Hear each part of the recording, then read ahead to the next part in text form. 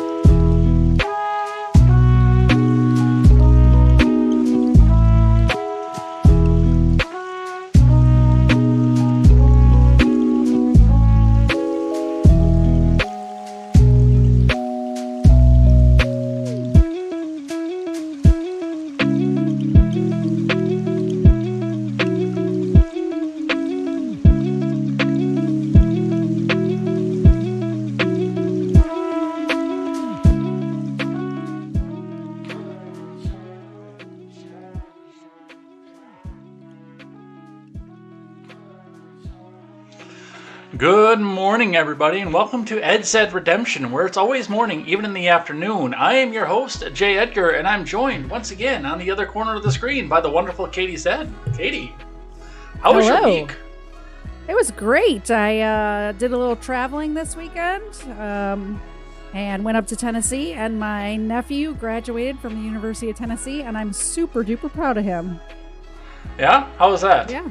It was great. They separated the classes so it wasn't too long. Like sometimes those college graduations are really long, but it was just the communications department, and he graduated summa cum laude, which is really good. I was never in that class of smart people, so I'm super proud of him. Yeah, it's clear, and I didn't, unfortunately, because of work, get a chance to come back and see it, but I heard that you were over on Daily Ignoramus while you were at it too, so I was. That's always fun. Yeah. Tracksuited and all? I technically I was there, but really it was my husband and Steven talking the whole time. So, I was just there to be pretty. So. Yeah, that sounds like an ignoramus household. Yeah. Yeah, exactly.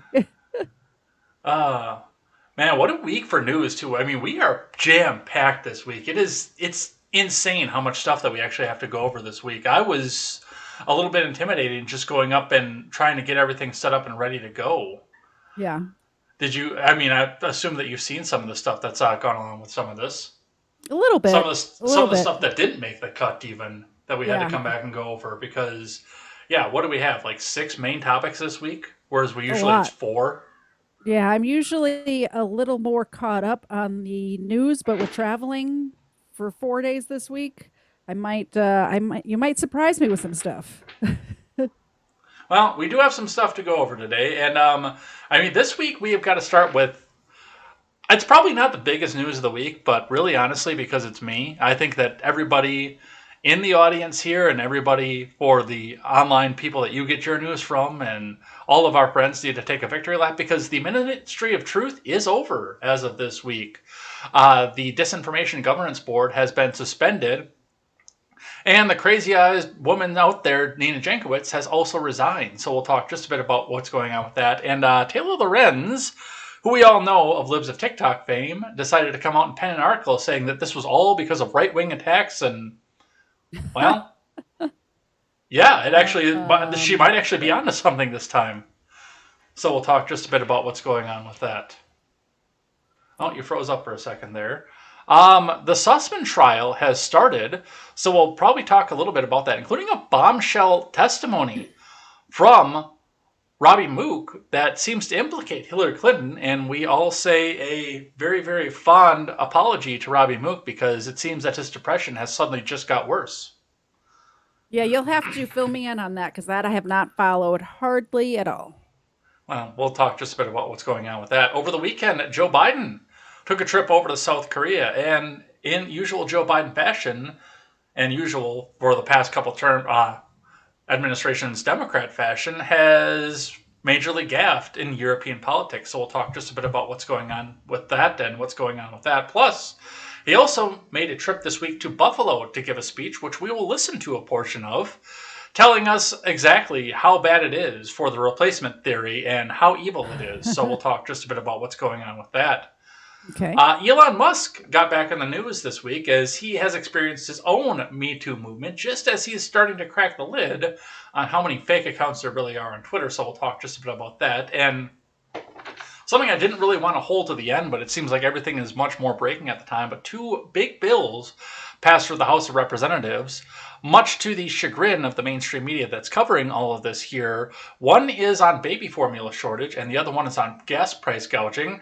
Having read both bills, I can tell you that both of them do nothing to assist with what the titles are, but that doesn't stop the mainstream media from chastising everybody who's voted against them. So we'll talk just a bit about that.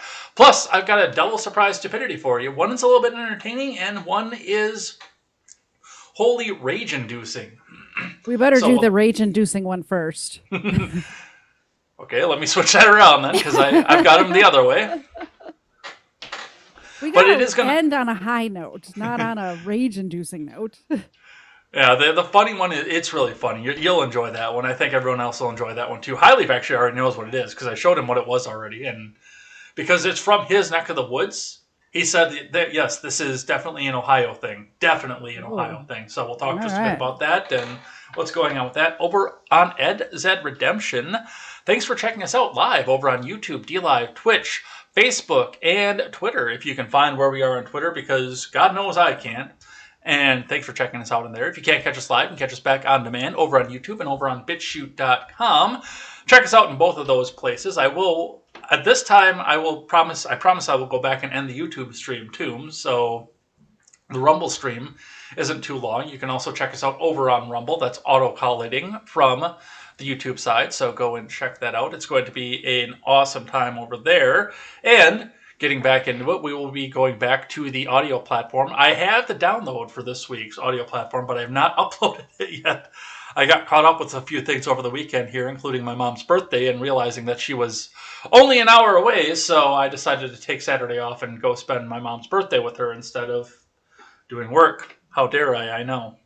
Happy birthday to your mom.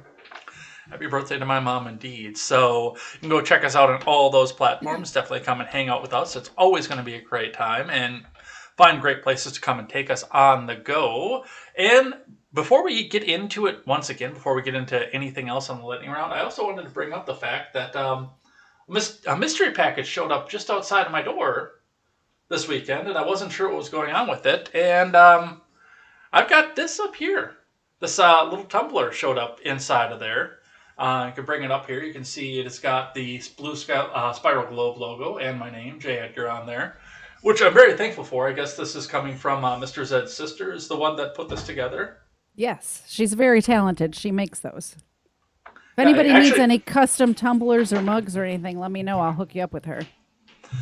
Well, there are 2 things with that. Number one, it does glow in the dark, and because I've got the glow lights, because I keep carnivorous plants indoors, and they usually need 12 hours of sunlight. And, well, by the way that this small apartment is pitched, there's only like 3 hours of sunlight a day inside of here. I do have the grow lights out there for those, but I put this under there, and, I mean, the glow is pretty powerful, too. Like, you can see it. But I also had the thought to it. I asked on Contemporary, but I also want to ask on this program here, would this be something that, I mean, you guys would be interested in for merch if we put a merch store together? And not even just with the Spiral Globe, but with the Contemporary title card, the KTZed Redemption title card. I'm sure you'd love your coworkers to ask you why those 2 funny faces are on video game characters. That is probably my favorite background, I'm not going to lie. We're keeping that one forever. I know I'll usually open it back up and say, hey, let's do something else. Let's get some audience participation when we grow the audience. But no, I don't want to move. I don't ever want to lose this title card. It is great. But yeah, in the chat, if you guys would buy something like this, if you guys would come back out and pick this up, if you guys would want to have a tumbler in the merch shop, we'll figure out what we can do to set up for a merch shop. And if the strain is a bit too hard, if there's too much demand for that, then Mr. Zed's sister can't keep up. I do have a backup as well. It looks like I found out over the weekend that my sister-in-law also does this this kind of thing on Etsy as well. So we might have 2 different ways and 2 different designs to go and get mugs. So definitely go and check that out. Absolutely. All right. Before we get started, in case we lose this, I do want to say Grant had asked, what degree did your nephew get?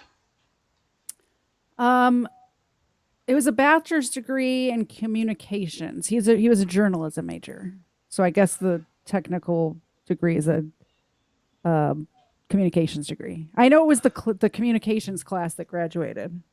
All right. Well, we'll offer our congratulations to your nephew. My mom's in the chat. Maybe she could let us know exactly what the degree was, because she probably still has the little booklet that they gave out. It's possible. But with that, while we're waiting for that, we do have to get up into the news today, and we've got a lot. And we're going to start off with one that I think will tickle your fancy a little bit on the lightning round because of your Catholic beliefs. All right. So coming from USA Today to start us off, grave evil. Pelosi denied Holy Communion by San Francisco Archbishop for pushing abortion rights. Well, I mean, it shouldn't even need to be said, but if you are pro killing babies, you're not Catholic. You're not even Christian, let alone Catholic. So, finally, the Catholic Church has done something I agree with. Like, it's been very spoken difficult. like a true Catholic. It's been very difficult lately with the Vatican, the way it's been the last few years. But at least that's something, you know. So this is just for the San Francisco area Catholic Church. In fact, over the weekend, she did receive communion at the Georgetown Catholic Cathedral. But I was a little bit amazed by the backlash that came off of this here. House Speaker Nancy Pelosi will no longer be able to receive communion in her hometown of San Francisco after the local archdiocese said her vow to make abortion legal crossed a line the Catholic Church could not ignore. In an announcement that he also tweeted out, Salvatore J. Cordelone notified Pelosi that her staunch support of abortion and her refusal to personally explain her position to him forced his hand. I mean, having communion is a sacrament, and it's reaffirming your beliefs in the Catholic Church every time. And they're in church on Sunday espousing one thing by even going up to take communion. And then immediately on Monday morning, they're trying to kill babies up to the 9th month. So I'm glad that, and it's very weird that it's San Francisco Archdiocese that did this. But thank God that they did. Well, some of the reactions that came off of this were really wild. A little bit over the weekend, it seems that a lot of Twitter decided that they needed to compare Mrs. Pelosi to Judas Iscariot. But not in the way that she's actually like Judas Iscariot. They're actually pointing out the fact that Judas, who betrayed Jesus, did receive the communion. Yes. That's one of the things that they pointed out. And I got into actually a little bit of a Twitter spat about that here. And I thought it'd be... Whoops. Wrong button. I was going to say. I thought it'd be a little bit prudent to come back and share this all the way back to the beginning. But yes, it was me back and forth with Venom Rage. It all started out with a tweet from Tristan Snell, who says, "My favorite part of the Bible is where Jesus denies someone communion for disagreeing on an issue Jesus never spoke about." Which, I mean, there's so much wrong with that statement that we could spend the next 2 hours just talking about that. Thou shall not kill. It's like, it's one of the big ones. But Venom Rage tweets out, quote tweets that and says, "My favorite part is when Judas eats communion, betrays Jesus, and goes to hell." Which I thought was a weird take, so I decided to throw my 2 cents in behind that and point out, well, my favorite part is when Christ defeats the grave and acts as a stand-in for all our sins, that whoever believes in him shall not perish, but have eternal life. But go off. Not content to get to let me have the last word, Venom Rage tweets back, quote tweets me, and says, "Judas is still in hell, though, when he ate communion." Which I hate to tell you, there are a lot of people throughout history that have done that. Yeah, absolutely. But, you know, I'm not going to tell her what her favorite part should be. And I said, okay, well, John 3:16 is still my favorite part. Yeah. Good for you. Is that your So favorite then should part of the she Bible? just, I mean, I can't pick a favorite part right now. But I'm glad that people are having these discussions online and shutting this bullshit down because I assume she just went away or blocked you after that because it's usually what happens on Twitter. Yeah, I haven't had a response for a couple days, Yeah. so I have no idea. But So- yeah. So it's good that these conversations are happening. But we have that off here. Albert Bourla got into the news this week, making a speech at the World Economic Forum. His speech, Pfizer CEO Albert Bourla explains Pfizer's new tech to Davos crowd. Ingestible pills, a pill with a tiny chip that sends a wireless signal to relevant authorities. When the pharmaceutical has been digested, imagine the compliance, he says. Holy Let's shit. listen. It is basically biological chip that it is in the tablet. And once you take the tablet and dissolves into your stomach, sends a signal that you took the tablet. So imagine the applications of that, compliance. The insurance companies to know that the medicines that patients should take, they do take them. It is fascinating what happens in this field. It is. That's insane. This is 1984 levels of bullshit right here. Holy cow. Holy cannoli. I don't even know what to say to that. Well, I can say this. For the most part, if this is what you want to do, you are free to put whatever into your body that you want to put into. That's the same stance I had with the chloroquine, or hydroxychloroquine. That's the same thing. The same stance I've had with ivermectin. It's the same stance that I've had with the holy jab. Yep. But I'm going to tell you this, Mr. Bourla. If you come anywhere near me with that pill, I'm going to turn the motherfucker into a suppository. I mean, how on earth are you supposed, if there's a microchip in there, how do you crush it up and snort it? Modern problems jokes. require modern solutions. Jokes, people. These are jokes. Kind of. Bill Maher actually got in the news for having a good take. He's been doing this more and more often, and I don't know what to think about this. But the progressives were pretty pissed off this because Bill Maher is apparently transphobic for saying it's trendy to be LGBTQIARRMIGIXATIRX72IA+. Well, obviously, if you say the truth, you're transphobic and also racist and probably homophobic too. But we're actually going to listen to a little bit of what he had to say. I'm going to skip around just a little bit because there are a couple different places that I want to take from with this. But let's listen to Bill Maher, which is something that I never thought that I would say in my entire life. And finally, new rule: if something about the human race is changing at a previously unprecedented rate, we have to at least discuss it. Broken down over time, the LGBT population of America seems to be roughly doubling every generation.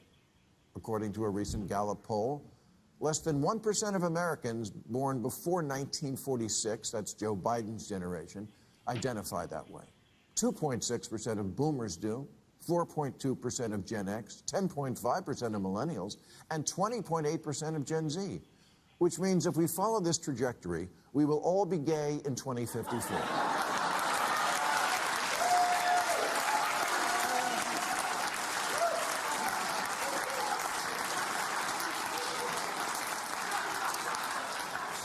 And then who's going to buy this chair? I'm just saying that when things change this much, this fast, people are allowed to ask, what's up with that? All the babies are in the wrong bodies? Was there a mix-up at the plant, like with Captain Crunch's Oops, All Berries? All right, we're going to skip that. I did appreciate the fact that the 2054 bar was rainbow colored. I appreciated actually giggled at Bill Maher. Wow. That was pretty good. Let's move ahead a little bit here. All right. Remember, the prime directive of every teen is anything to shock and challenge the squares who brought you up.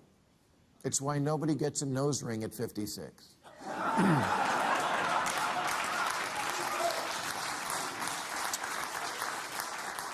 And if you haven't noticed that with kids, doing something for the likes is more important than their own genitals, you haven't been paying attention. Dr. Erica Anderson is a prominent 71-year-old clinical psychologist who is herself transgender and who now says, I think it's gone too far. The LA Times summarizes, she's come to believe that some children identifying as trans are falling under the influence of their peers and social media.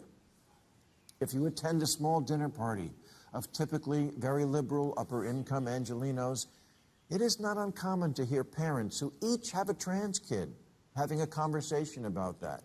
What are the odds of that happening in Youngstown, Ohio? If this spike in trans children is all natural, why is it regional? Either Ohio is shaming them or California is creating them. And he got a lot of heat for that. And he did go on a little bit more in the clip and talk about rapid onset gender dysphoria, ROGD, which is, I mean, it's a conversation I've had in numerous different platforms as well. And there's a level to it. Well, actually, I should let you talk before I get too far into this, before I go into my diatribe. I was just going to say that he's absolutely right. He's as right about this as back a few years ago when he was talking about the Muslims. And I forget who was on with him that he got into a controversy about. And he's at least not afraid to say it out loud. I think he has enough money at this point where he can say whatever he wants, and he's starting to say the right things. Or the truth. He's starting to say the truth. Because if he gets fired, so what? And a part of what goes on with that, and a part of the conversation he's having is, I mean, it does seem to be going on a slope as well with it. I mean, I do remember back in the late 90s, early 2000s, every girl who was at least marginally edgy was somehow bisexual. I don't recall Never kissed a girl in her life. Never kissed a girl in her life. Never been in a relationship with a girl. Never done anything like that with a girl, but... Okay, opened up a magazine, said, oh, hey, who was big at the time? Oh, Britney Spears is kind of hot. Oh, I must be bi. Yeah, I must have missed that where I was at that time. In the 90s, I was in Chicago, and this was not the case. So it wasn't cool. It wasn't, although I went to Catholic school my whole life. So maybe there's a difference there. I don't know. That could be. But I mean, it always is. It's trying to be something that you're not in order to go back and piss off. Oh, well, the gay is not being accepted. Well, I'm bi, so I can still sleep with guys, but I'm edgy, I'm trendy, I'm this, I'm that. Meanwhile, again, as I pointed out, girls never kissed another girl in her life. We need to bring back shaming. I think he's right about that. There's a lot of things people need to be shamed for. Well, we're going to be talking about monkeypox later on in the lightning round, and of course we've got the COVID there, but here's one that you might have missed if you weren't paying attention. The CDC is seeking answers after 6 kids die from hepatitis outbreak that has spread to 36 states. Wow. A spreading hepatitis outbreak that's killed 6 children has infectious disease experts scrambling to find answers. And I think that there's probably one thing that's on the tip of everybody's tongue, and they do address it in this article, but because we're streaming to YouTube, I would like to ask very politely to all our live chat not to bring that one thing that's on the tip of our tongues up. Because Susan is watching. There's certain ways that you get hepatitis, and I don't think they're using intravenous drugs. The children, anyway. Right. The CDC has confirmed 6 deaths last week. The CDC has also said the outbreak of liver disease has expanded to 180 reported youth patients across 36 states and territories over the past 7 months.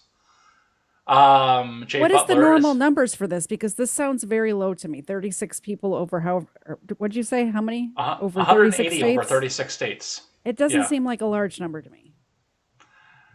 It's like next to 0. Yeah. So I'm wondering why normally it's like it never happens. Oh, gotcha. Jay Butler, CDC Deputy Director for Infectious Diseases, says that at a briefing that no common exposure or other patterns have been discovered. Lab tests are conducted to look more closely at the virus genome and other potential pathogens such as the pinko pox. Does it happen to say how old, what's the age groups of these children in this article? They're just people under 18. There is a large number of cases that involve kids less than 5, which is, again, where they said this can't be the holy jab. Yeah. Yeah, that's crazy. Because that was the first place that my mind went to, but they Yeah. came right out and said, no, don't look at the jab. What else do we have here? From the Blaze, Ukrainian leaders rule out a ceasefire and will not cede territory to Russia to end fighting. Because of course they won't. Ukrainian leadership has ruled out the possibility of a ceasefire or granting any concessions of land or policy to Russia. Volodymyr Zelensky says, situation in Donbass is extremely difficult. And he made it clear to his constituents that while the Russian army is trying to take the cities of Sloviansk and Severodonetsk, Ukrainian forces will dig in and hold off the Russian advance. Let's be realistic about this. Why? Why are they doing that? The people in these regions want to be Russian, and Russia wants to have them. Why are they putting them through this? Because they can. Because when they run out of ammo, because our wonderful we keep president sending will the money. Yeah. Exactly. Meanwhile, our gas prices are $4.50 a gallon or whatever it was this weekend, and everyone. I mean, the people in Donbass want to be Russian, and the Russians want the people of Donbass to be Russian. Also, this is historically Russian land. They're just taking back what's theirs. No, I don't have a dog in this fight because I don't want Russia to win. I don't want Ukraine to win because Russia are assholes and Ukraine launders Democrat money. I'm going more and more Team Russia. More and more Team Russia every day. And it's strictly because Ukraine can't be trusted. After everything that we found out on Hunter Biden's laptop, there's a reason why we're funneling money into Ukraine. And it's because they have dirt on the Bidens. I really wouldn't be surprised if Hunter Biden dies of an accidental drug overdose here pretty soon after all this stuff coming out about him and Ukraine and everything else. We could see. I also have to address some, there is some medical misinformation in our chat, which we cannot have. Quest Fanning, the proper cootie shot is circle dot, circle dot. Come on, Quest, get your shit together. A little bit of news from your neck of the woods. Stacey Abrams calls Georgia the worst state in the country as she runs for governor. That's the new slogan. She runs for governor. She's absolutely right. Okay, so I'm on Stacey Abrams' email list because I want her to hold some sort of rally. You know, I went to the Trump rally. I streamed to your channel from there. I really want to go to one of her rallies and stream from it. But she's not having them. She's not having any rallies or anything. It's so boring. I just really want to go there and make fun of people. Well, Abrams, who immediately acknowledged her opponents, I'm tired of hearing about how we're the best state in the country to do business when we're the worst state in the country to live, Abrams told the Peach State Party faithful. She goes on, let me contextualize, when you're number 48 for mental health, when we're number 1 for maternal mortality, and when you have an incarceration rate that's on the rise and wages that are on the decline, then you are not the number 1 place to live. Well, I think she's talking about Atlanta because where I live, it's pretty great. So, like, don't describe Atlanta and then extrapolate out to the rest of Georgia because the rest of Georgia is doing just fine. The Post-Millennial, this was an interesting story because they keep telling us that conservatives aren't getting censored off of these platforms. Well, this one comes from the Post-Millennial. I beg to differ, by the way. I beg to differ. 2 accounts in 2 days last week. Well, that's what that's what the big tech overlords say. Oh, we don't have a liberal or conservative bias. But from the Post-Millennial, I was banned from Tinder for being a conservative. The story follows the saga of Katie Daviscourt, who woke up Thursday shocked to find that she'd been permanently banned from Tinder, which she had gone on basically just for a self-esteem boost after ending an 8-year relationship with a person that she was engaged to. She had no intention on going on a date with most of these people in Seattle, but yes. She was banned for creating an unsafe space for other users. She is open about the fact that she put Christian and conservative in her profile, but what I really think got her is, and I'm guessing that these are the pictures that are from her Tinder, which obviously they're they're selling the goods very well. But I'm pretty sure that what got her was this one right here. I'm pretty sure that's what put the end to her Tinder career in Seattle. Yeah, but it's a good picture. She has nice hair. She has nice form, too. Yeah. So, with that, yeah, she's very shocked and very, very, very open about her disdain for the soy boys of Washington that probably did this to her. Yeah. By the way, if anybody's looking for me on Twitter or miss me on Twitter, it's KTZ is not here on Twitter now. Find me. Because they're not banning conservatives on any of these platforms. Here's an odd one that you never thought you'd see anywhere in the mainstream news. Power Rangers actor busted in COVID relief scheme. I follow this guy on Instagram because I was into the Power Rangers when I was younger. Interesting timeline we're in right now, isn't it? Is it not? One of the original Mighty Morphin Power Rangers cast could be in some big trouble with the law. Actor Jason Lawrence Geiger, 47, who played the Red Ranger in the cheesy 90s kids show and its related films, was busted for his alleged part in a scheme to fraudulently obtain federal COVID relief money. Geiger, whose stage name is Austin St. John, was one of 19 people charged in the scheme, which resulted in at least 16 fraudulent loans estimating $3.5 million. The U.S. Attorney for the Eastern District of Texas announced this week. The McKinney resident is accused of being part of a network that applied for loans through the Paycheck Protection Program using false information or fabricated documents, prosecutors say. How the mighty have fallen. Wow, he's really hurting for cash these days, isn't he?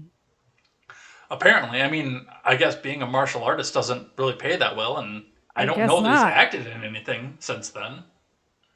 I'm guessing not. I don't recognize him at all.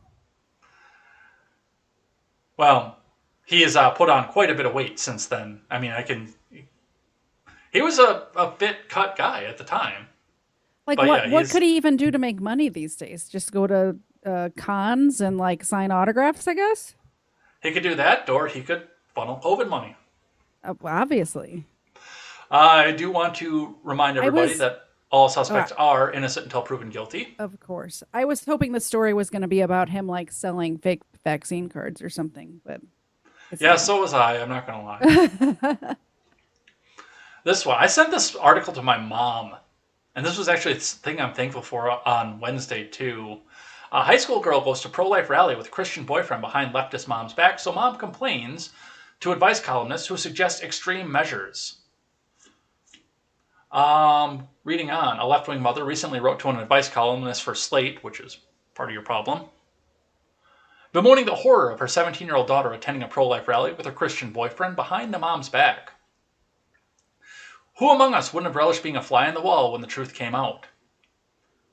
Here's what the mom told Jamila Lemo in regard to how she handled it. We've grounded her, taken away her phone for going behind our backs, but she's showing no remorse. I can't believe it. This is the girl who dressed up as Ruth Bader Ginsburg for Halloween when she was 10. She's headed to law school in a couple of years. I seriously thought that she was a pro-choice and a feminist. I've been taking her to rallies and protests since she was a baby. We've been educating her about safe sex and consent. We donate to Planned Parenthood every year for Christmas. I'm fine with her disagreeing with us on other topics, but I had an abortion years ago.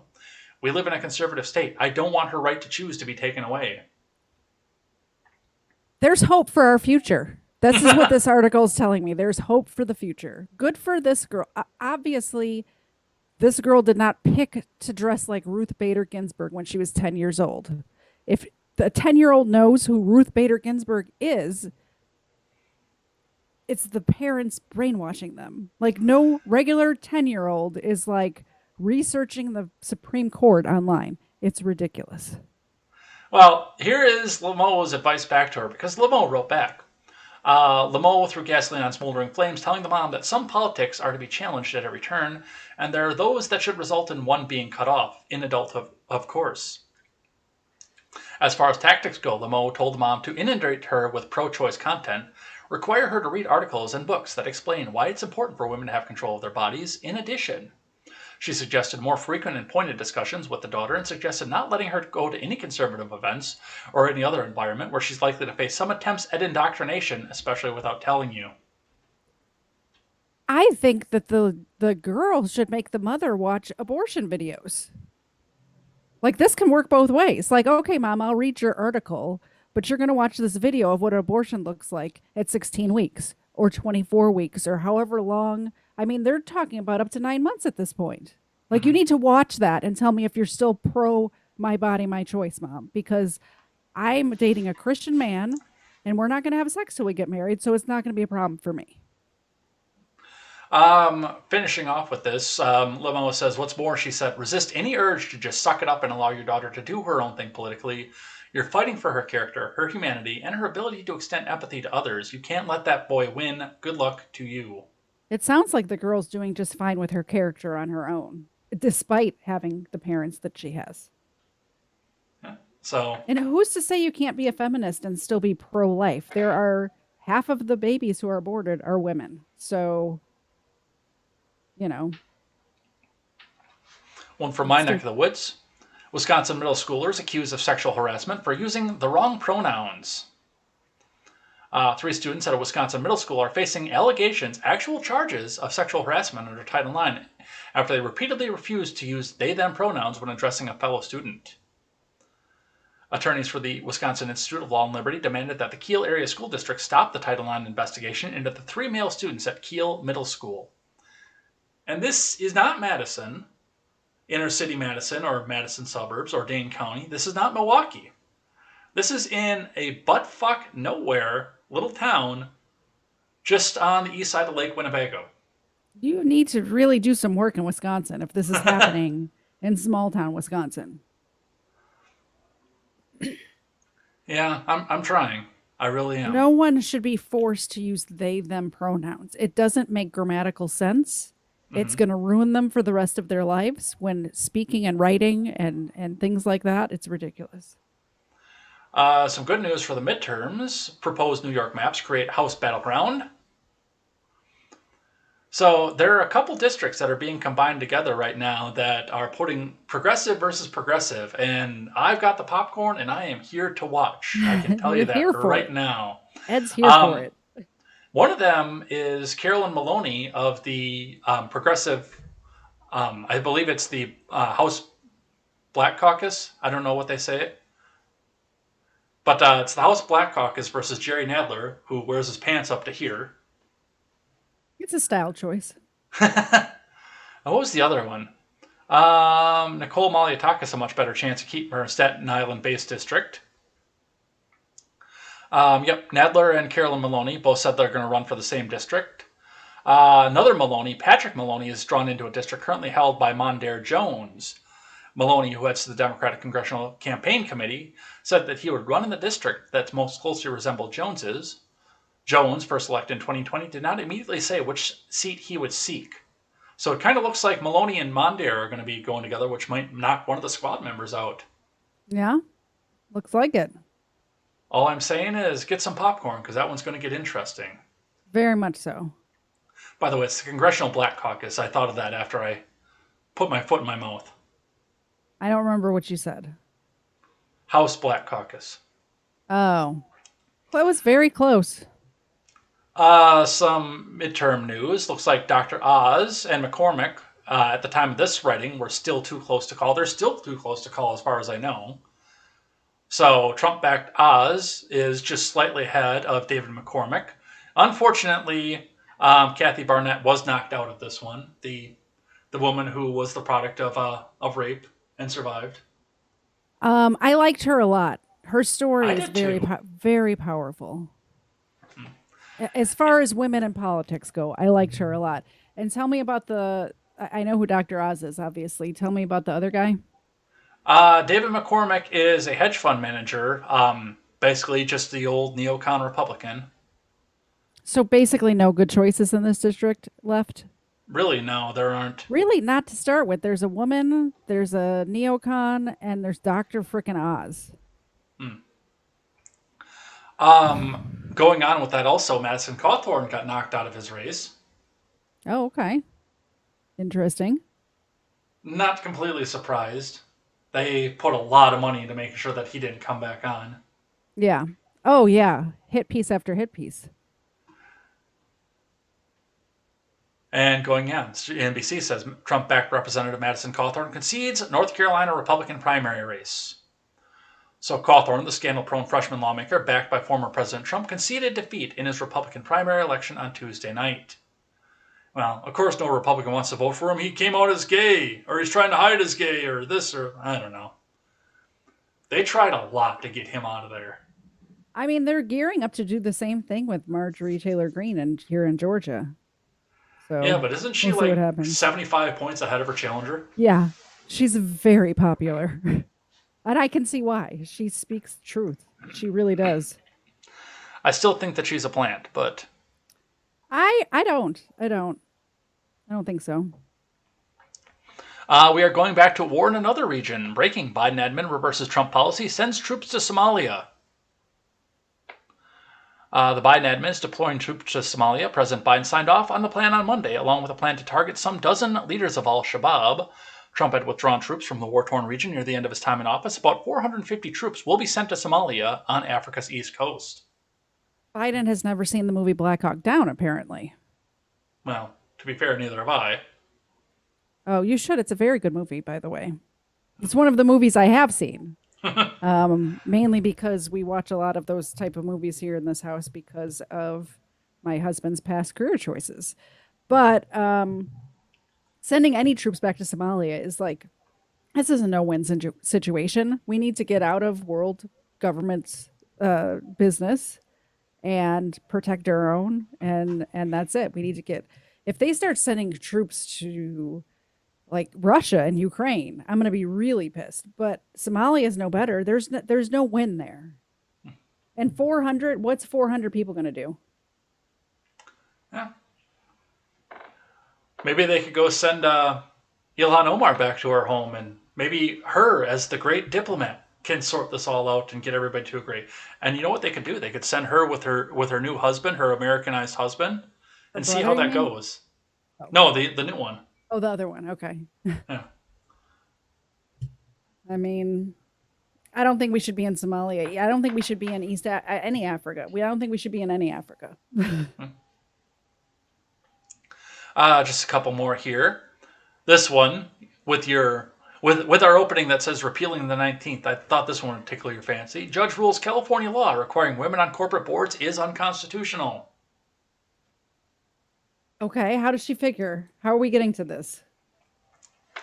A Los Angeles I mean, judge I like it. I just want to know the precedent she's setting. A Los Angeles judge has ruled that California's landmark law requiring women on corporate boards is unconstitutional. Judge Maureen Duffy Lewis said the law would have required boards to have up to 3 female directors by this year, violated the right to equal treatment. Oh, okay. 14th Amendment. I see what's happening. You can't discriminate by gender. I thought it was that she wanted no women on any boards at all. She's just saying you can't have a specific gender requirement to be on a board. You can't make a gender quota. Yeah, exactly. You shouldn't be able to make a race quota or a gender quota. Like if a company wants to do that within their own,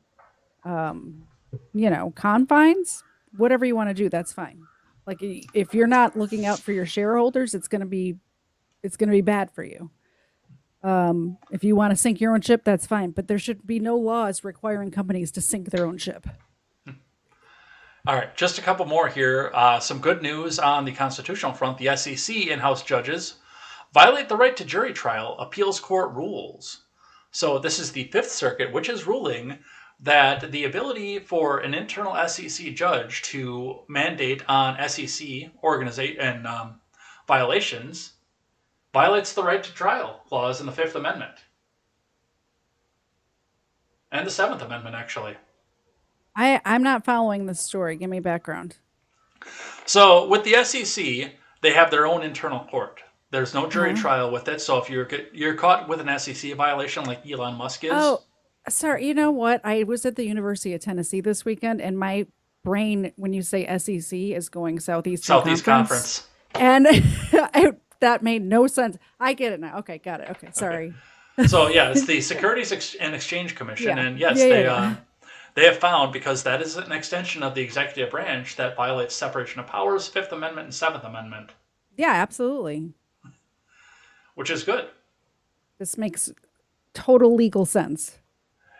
It does. The court ruled in favor of a hedge fund manager, George Jarkeski Jr., and an investment advisor, Patriot 28 LLC, overturning the SEC administrative law judge's determination that they committed securities fraud because the judge determined it without offering a jury trial.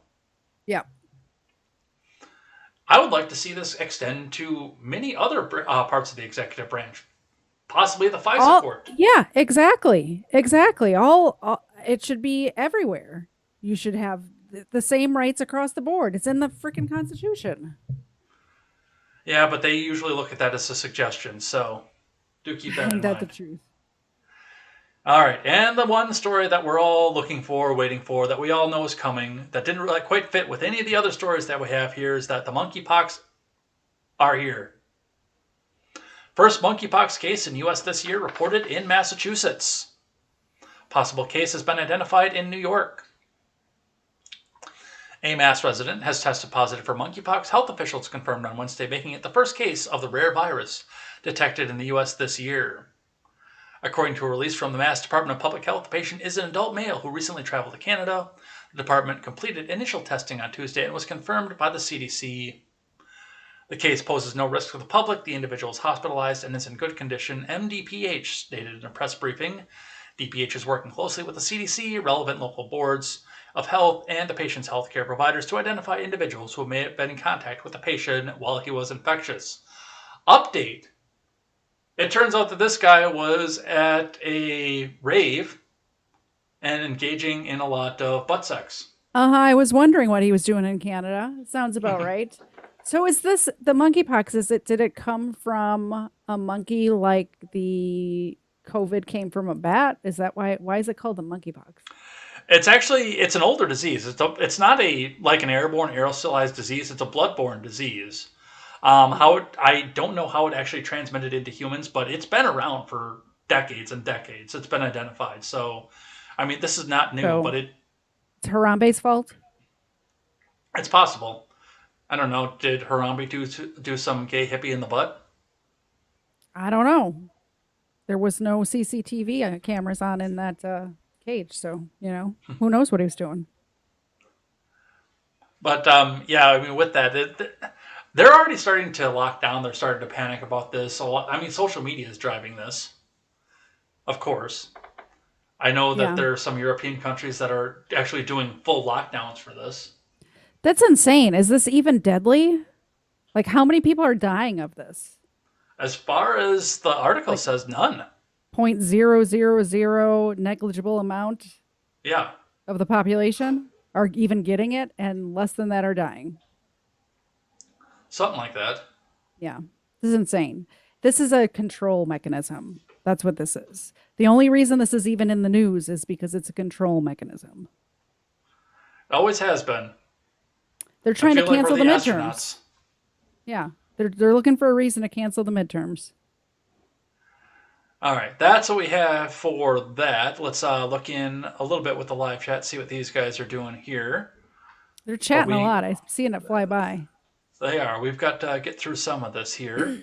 High Leaf is here with the half track and the quad 20mm. Grant says, what degree did your nephew get? Yamafago is here. Your mother is here. I'm here to support y'all's sanity. We need it. Grant is pointing out Labour, the left-wing party, just won a major election in Australia. So I'll have to look into that. Mm-hmm. Grant also asks, your mug glows in the dark. Are you sure it's not a Fed? Literally asked me the same thing yesterday. Grant says, well, how does Nancy Pelosi not burst into flames when she goes to church? Wouldn't holy water make her melt? I was thinking that the lightning would strike, and that's why the churches in San Francisco are kind of worried about letting her come in there. Randy says, my favorite part of the Bible is when Jesus looked at Simba and told him that that all the internet the sun touches was his, and then warned him of the graveyard that is Twitter and that he should never go there. That was a good story. Apparently, your nephew got a Bachelor of Science in Communication, Bachelor of Arts, the UT College of Communications and Information. He was also in social media. And yes, she has the program. I knew she would. She's probably having it framed as we speak. Fanning says the rainbow part was the best. Aimless Gamer is here and asks, why are you gay? No, it's why are you gay? Randy says, Bill Maher hasn't made me laugh other than this slow realization that we've been right for decades now, but this monologue made me laugh.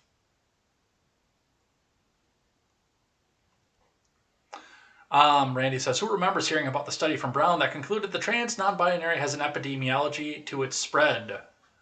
Nobody, because I'm sure that story got buried. Yeah, if you got that, send it to me. Quest, I am not going to go down that road. I'm sorry. Not going to happen. It'll be at 8:53 on your timer. Mm-hmm. I'm not doing that one. Grant says the Muslim thing was with Sam Harris versus Ben Affleck. I mean, yes, that's who it was. It was Sam Harris and Ben Affleck. And Sam Harris and Bill Maher were absolutely correct in that back and forth. And Ben Affleck is an idiot. But he's Batman. Well, you know, it depends on who you ask. Reset this over on the Twitch side says Obama fortified Ukraine's election in 14 or 16. Not sure why they're still having issues. MK Ultra Mega is here. Says you'll be all alone live streaming at an Abrams rally. Oh, I'm sure I can get somebody to go with me. Reset this says connected Abrams to a retired USAG general in Savannah through SEC filings with Heliogen, Deep Rabbit Hole, and tons of nonprofits. Yeah, I want to look into that. Reset this. If you're still here, DM me on Twitter and let me know what this is like. Send me an article or something. Let's see. Your mom says Stacey Abrams should be governor somewhere else. She helped destroy Atlanta. True story. Life to the Max is here and asks, what is a Christian doing on Tinder?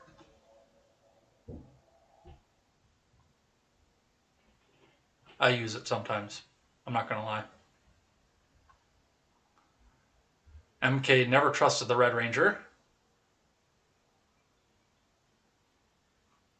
Aimless says, Steven was banned from Grindr for being conservative.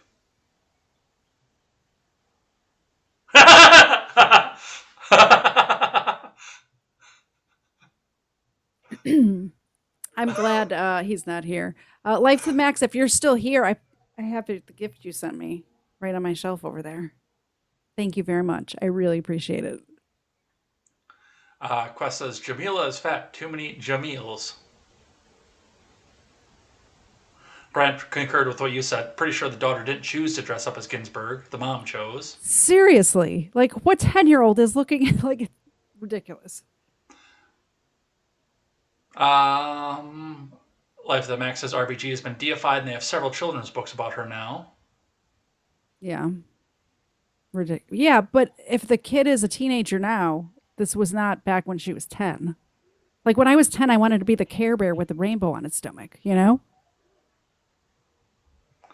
Grant says Jerry Nadler has to wear them high to hold up the diapers, and he's pointed out, I guess I must have made a mistake and said this district. You mean the state of Pennsylvania, because that is a statewide race. Yeah, true. Light to the Max says, sounds like a joke. A woman, a neocon, and Dr. Oz walk into an election. I got a compliment on my Han Solo shirt. Thank you, Light to the Max. Nerd stuff. Grant says, I heard the real problem with Cawthorn's campaign was he put all his chips in social media and not enough on the ground campaign. Well, he can't really walk around on the ground, so... Also, that he didn't have accomplishments to bring back to his voters. That's a fair point. Yeah. Quest says 400 is enough to get Americans killed and draws further in. True. Grant says gender quotas are illegal even when they're allowed affirmative action for schools. They said you can't have specific quotas. Mm-hmm. Arvold, SEC court. Just not the basketball court. Yeah. Quest says, I touched the monkey, Gilbert Gottfried.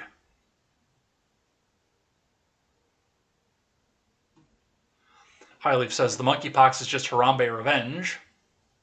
That's what I'm saying. He also says the monkeypox can be transmitted by either monkey blood or eating monkey meat. Do people eat monkeys? That seems People eat a wrong. lot of weird shit. I know, but they're monkeys. I mean, I'd eat a dog or a cat before I'd eat a monkey. They're primates. It's weird. Life to the Max says, I see it. You're welcome. And with that, we are actually going to push ahead because we've got a lot to go over here today. And the first thing that we're going to do is we are actually going to take a victory lap because, according to the New York Post, Biden puts disinfo Mary Poppins on ice, scraps the Orwellian DHS board. The Biden admin has paused its controversial plans to create a disinformation board, causing its would-be leader to resign. In a statement on Wednesday, Crazy Eyes Jankowicz, the disinformation expert tapped to head the panel, said that with the board's work paused and its future uncertain, I have decided to leave DHS to return to my work in the public sphere. Jankowicz's departure and the decision to scrap the board was first reported by the Washington Post. And a cheer went over the land. So all of those empty egg carton tweets people sent to her worked, is what I'm hearing. Well, we'll talk about that with the Taylor Lorenz article, but I mean, this really is. Actually, let's go into that right away because that is important, what I'm about to say here. Taylor Lorenz writes in the Washington Post how the Biden admin let right-wing attacks derail its disinformation efforts. On the morning of April 20th... People were mean on Twitter and they couldn't handle it. It was bad.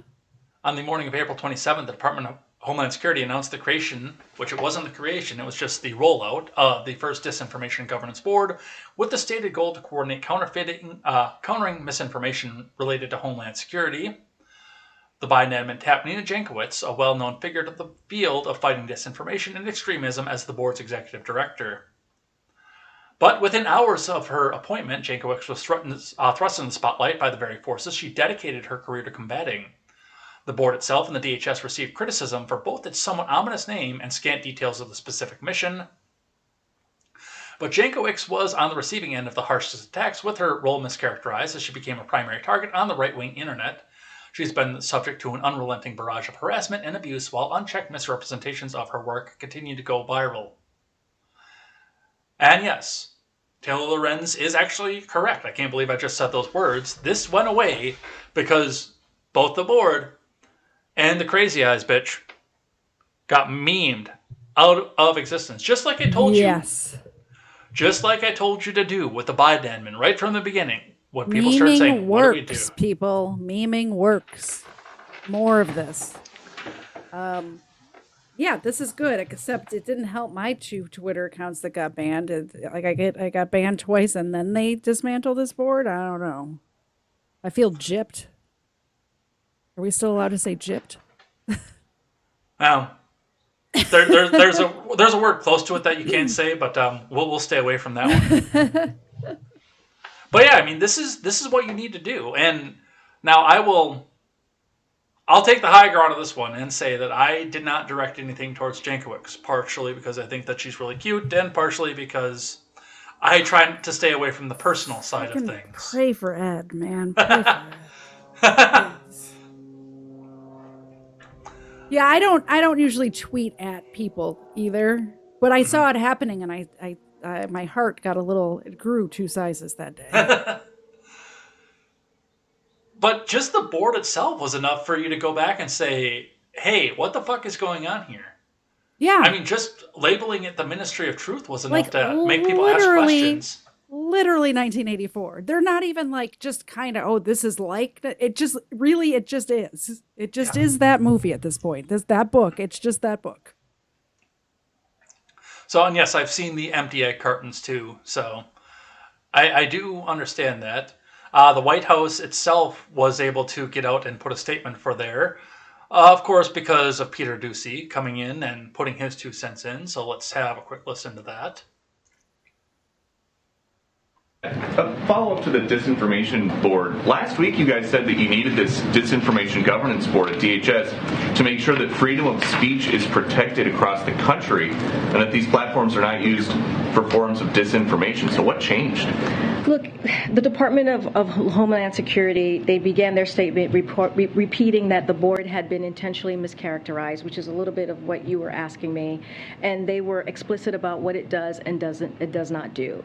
It was never about censorship, policing speech, or removing content from anywhere. Its function was to keep Homeland Security officials aware of how bad actors, including human smugglers, transnational criminal organization, and foreign adversaries could use disinformation to advance their goals. As Secretary Michael said, he has asked former DHS Secretary Michael Chernoff and former DAG Jamie Gorelick to lead a thorough review. This is the pause that I was talking about, an assessment as members of the Bipartisan Homeland Security Council Advisory Council. The board will not convene during that period, but the departments work across several administrations to address disinformation that threatens the security for our country is critical and will continue. So that work is going to continue. This is such a bunch of baloney, Ed. I mean, they leave people and groups on there like the Taliban and Al Qaeda. They leave them on Twitter and these other platforms, YouTube, and they ban people like Alex Jones and Devin Tracy and Milo Yiannopoulos. These people are banned, and the Taliban is just posting away. Like, this is such bullshit. Well, I mean, the whole narrative of this is bullshit, too. And even going back to Lorenz's article, I mean, the stated purpose of this was to intercept. I mean, this was, of course, because of anything that's come out and with the First Amendment there. This was not supposed to affect any American citizens at all. This was supposed to only focus on foreign adversaries and, you know, the same bullshit they always try to treat. But, yeah. I mean, even in trying to shut down and disparage the conservatives that ended this, Taylor Lorenz let the cat out of the bag. No, it was shut down by the kinds of things that it was put there to combat.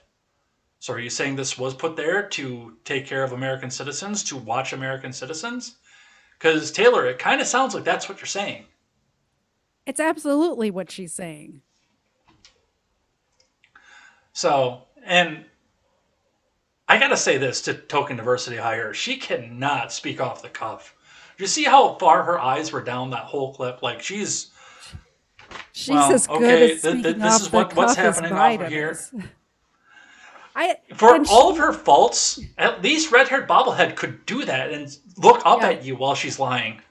She's only been there like a week, and I've heard her like just not even answer the question that was asked, like just totally go into a different answer. Like she has no idea what to say, so she just starts talking.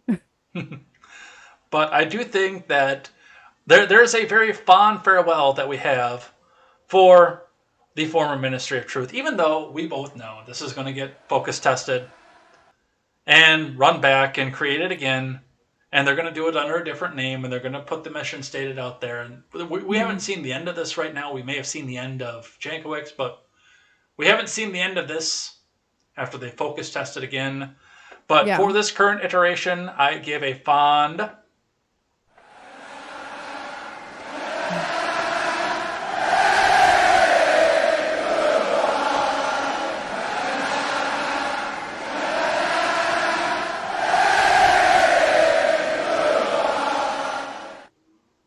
Yeah, it's more like goodbye for now. Yeah, unfortunately. Yeah. Let's talk about Sussman for a little bit because, well, as the morning show has been very fond to say, he sounds a little bit sus. I was just going to say that's an unfortunate name. Clinton former attorney Michael Sussman is on trial right now for lying to the FBI, a single count. They are going through he's taken this to trial, obviously, and it's not going well. And this is coming from a court that is going to be very, very, very open to hearing the defense on this. This is not going to be a fair trial. I think we both know that right off the bat. I mean, it's very rare that we have a fair trial these days, honestly. But this is also in a D.C. court, and this is a former attorney for Hillary Clinton. Mm-hmm. Do you know the charges? Do I need to present those back out to you? Yeah, and for the audience too. Okay. So Michael Sussman right now is on trial for a single count of lying to the FBI, in which he went to the FBI to allege that there was a secret back channel between the Trump campaign and Alpha Bank out of Russia, and this was the smoking gun. But his crime was the fact that when he presented the information, he did so saying that he was not working for any political campaign at the time, which was proven to be false almost as soon as the narrative was discredited, because he was working on behalf of Hillary Clinton at the time. He was on the payroll, wasn't he? He was on the payroll. Yeah. So that's what his charge is, not for actually presenting false information to the FBI. He's not getting charged for the fact that the whole Alpha Bank thing was fucking bullshit. He's only getting there because he lied about working for Hillary Clinton. Well, not only did they do that, but the Clinton campaign waited for strategic time to release these lies to the FBI, which is totally sus, by the way.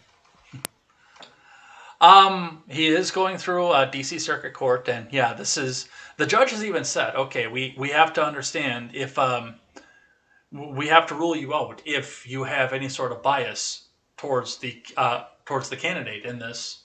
Remember, this is not a political trial. This is a criminal trial. Yeah.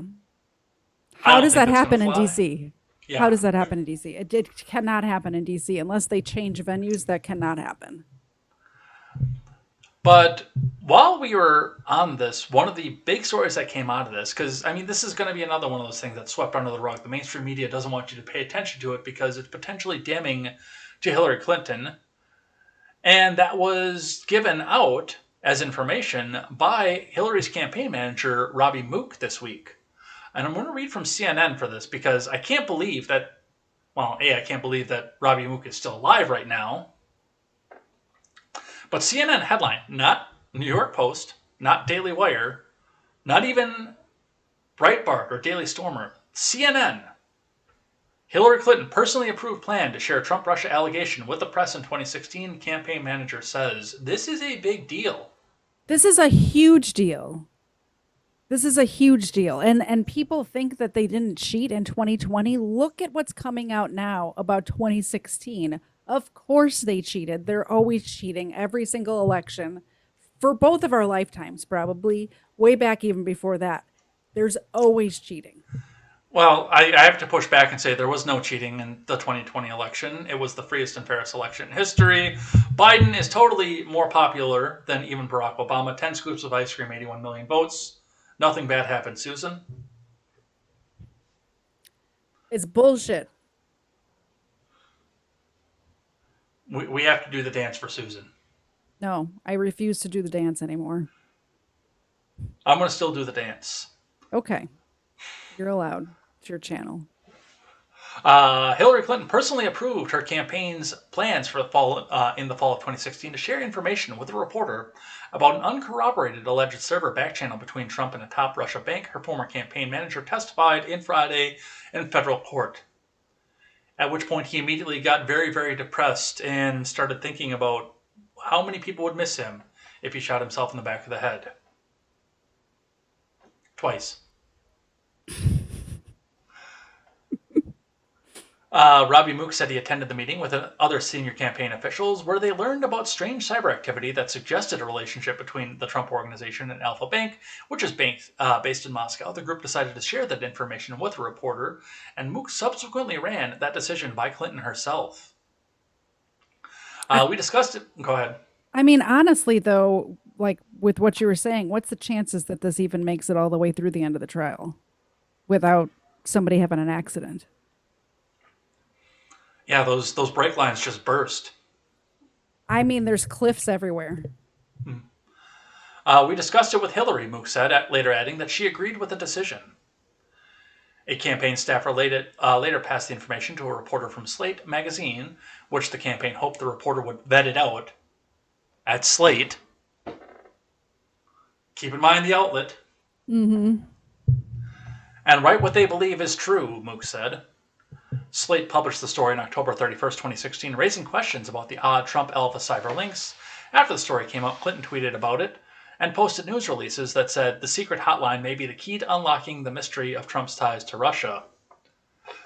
The testimony came in the criminal trial of campaign lawyer Michael Sussman, who is being prosecuted by the Trump-era special counsel John Durham. Durham is investigating potential misconduct tied to FBI's Trump-Russia probe. But one thing that they left out of the CNN article that was, I think, accidentally put into the New York Post article that was there, she agreed to that, he said, because technically this, according to what CNN said, they had not leaked this out. She hadn't approved leaking out to the FBI, but he did. Let me see if I can find it down here again.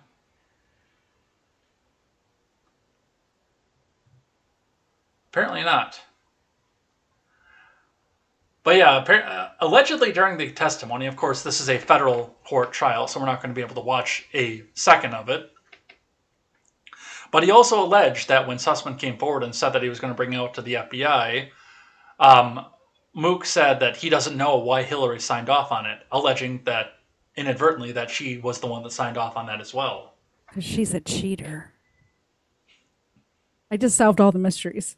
I thought Bill was the cheater. Well, can you blame him? That's fair. But this is huge news to the rest of us on the ground. Now, obviously, it's Hillary Clinton. Nothing's going to happen. She's going to skate by.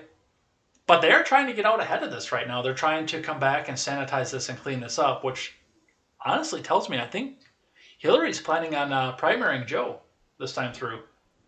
Yeah, it sounds like it, doesn't it? Because, I mean, what would they have to lose otherwise? Why would they be rushing to get out in front of something right now? They have if it wasn't nothing. For that? They have nothing to lose at this point. They have zero to lose. But that's if Joe is still the president. Okay, In she's 2 planning years. on primarying Kamala. Exactly. That's what I think is happening. That's exactly what I think is happening. I think Kamala is going to be president, is going to run for re-election with Hillary as her VP. Kamala's going to run with Hillary as a VP. Don't you know that's a health hazard? I know. So, looking at where this goes, I do understand where there's a major problem with this, but again, there's not going to be anything that happens other than Robbie Mook is probably, and he did this during Cross too, so he was unprepared. Wasn't just a back and forth. Yeah. With the defense attorney and him going over the narrative that they set in motion over and over again and practiced and practiced and practiced. They got him on the cross with this. Absolutely, they do. As far as Sussman goes, he is probably, given the fact that this is a DC court, going to be acquitted. I'm not going to lie. And then he's going to fall off a cliff. It'll be sad. So we have that. Let's do one more, and then we'll do some live chat. Okay. What else do we have? Let's, do you want to talk about Korea or Buffalo first? Let's actually do Korea because that's going to be a shorter one, and we can go to live chat. Okay.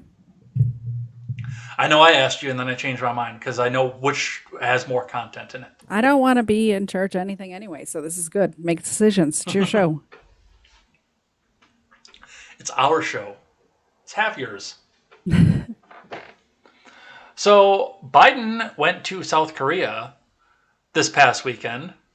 I didn't even know that he was planning on going there. I know that he got up out of Buffalo, and then all of a sudden, the next thing I know, he's sitting there, and there are pictures on the official White House Instagram of him kneeling in front of flowers on graves with captions written in Asian characters that I can't read. Do you follow the official White House Instagram? I do. It's easier to meme and dunk on it in the comments, which they get massively ratioed every single time.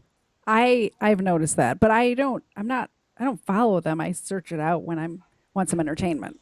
Biden gave a message to Kim Jong-un while he was there. So let's get that up here. From NBC, Biden says hello to North Korea's Kim amid tensions over weapons test.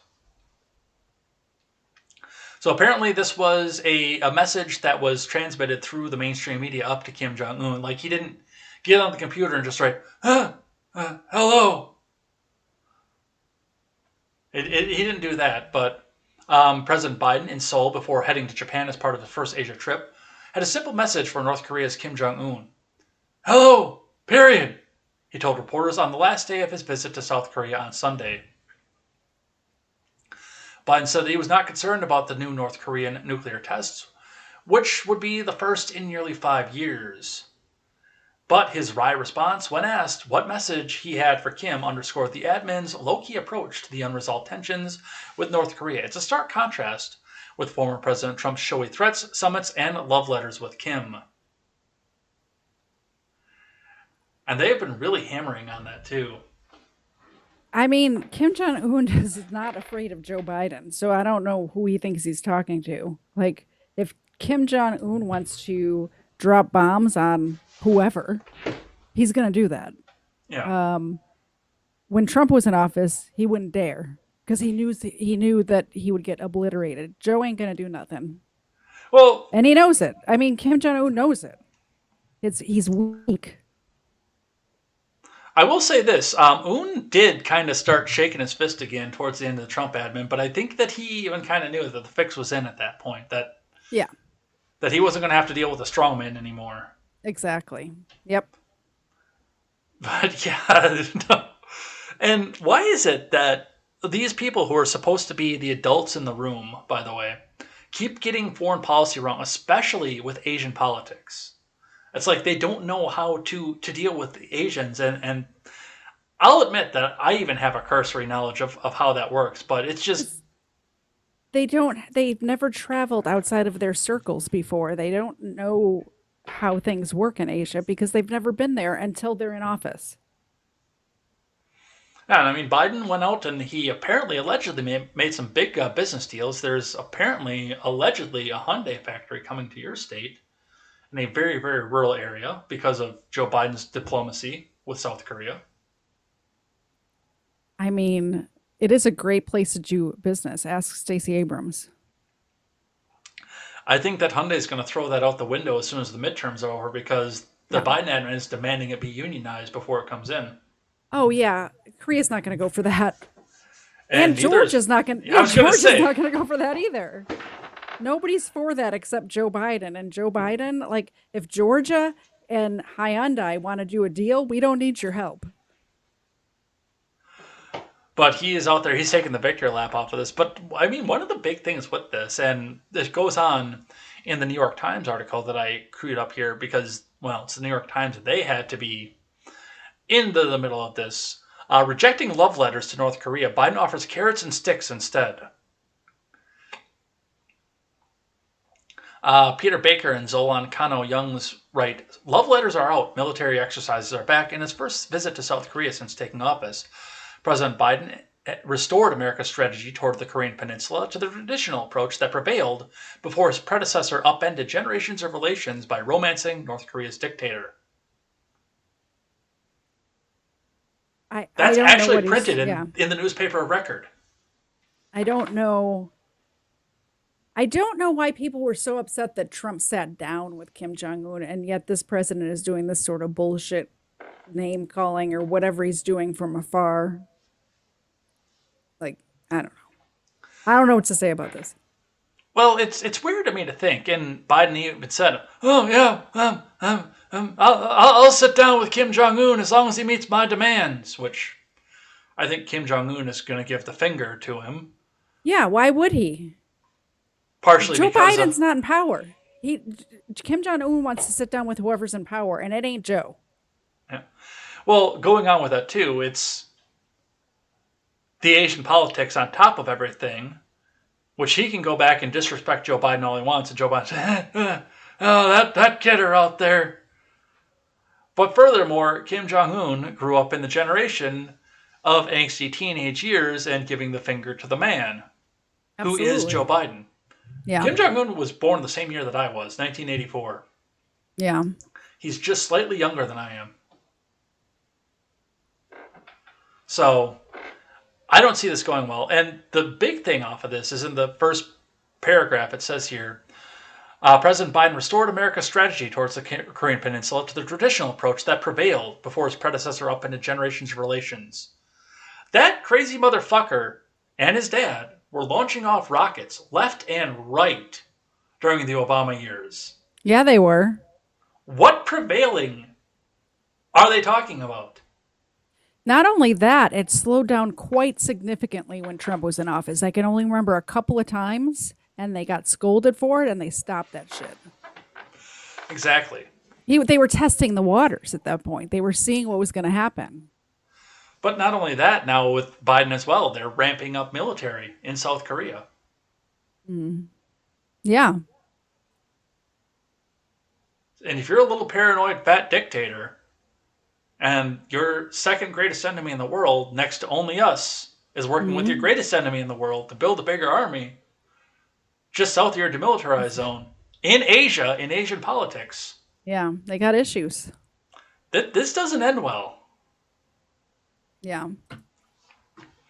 But the last one that I want to touch on, and we'll do some live chat, then go on to the other couple topics, is this one that came from ABC, because this, just like every other foreign trip under a Democrat, did not come without scandals. 2 Secret Service employees being sent home from South Korea ahead of Biden's arrival after alleged incident, according to sources. And all because they got drunk at a bar. They were the scouts that went ahead to go check all the security issues, make sure that it was safe for the president to set his feet down on the ground without getting shot. You know, they went off and checked all the high apartment buildings around and everything else like that. And then they went to a bar afterwards, before the president got there, got hammered, and got into a fight with a cabbie.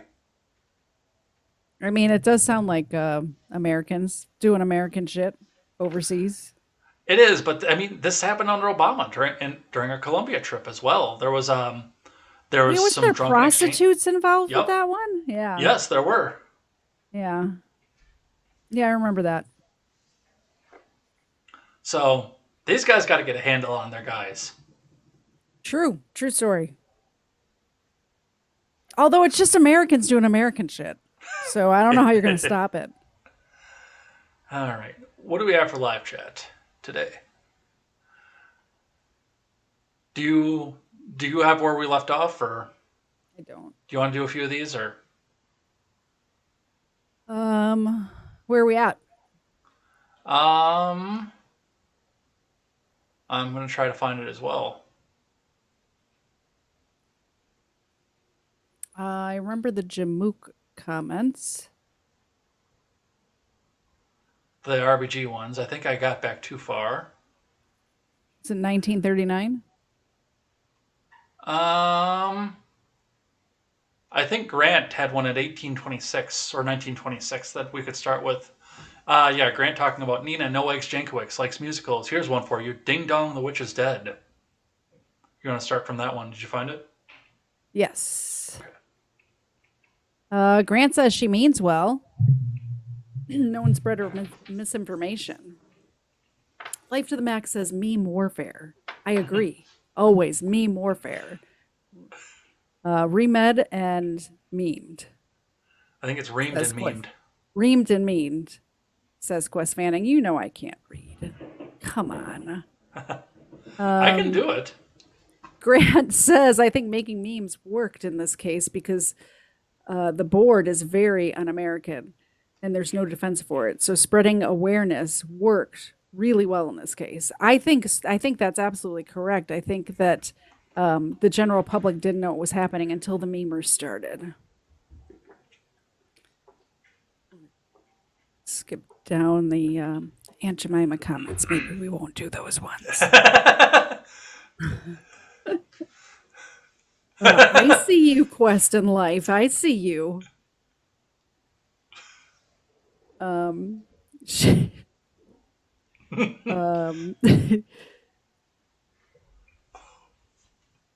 Quest says we need more blonde jurors to improve the chances of a fair trial.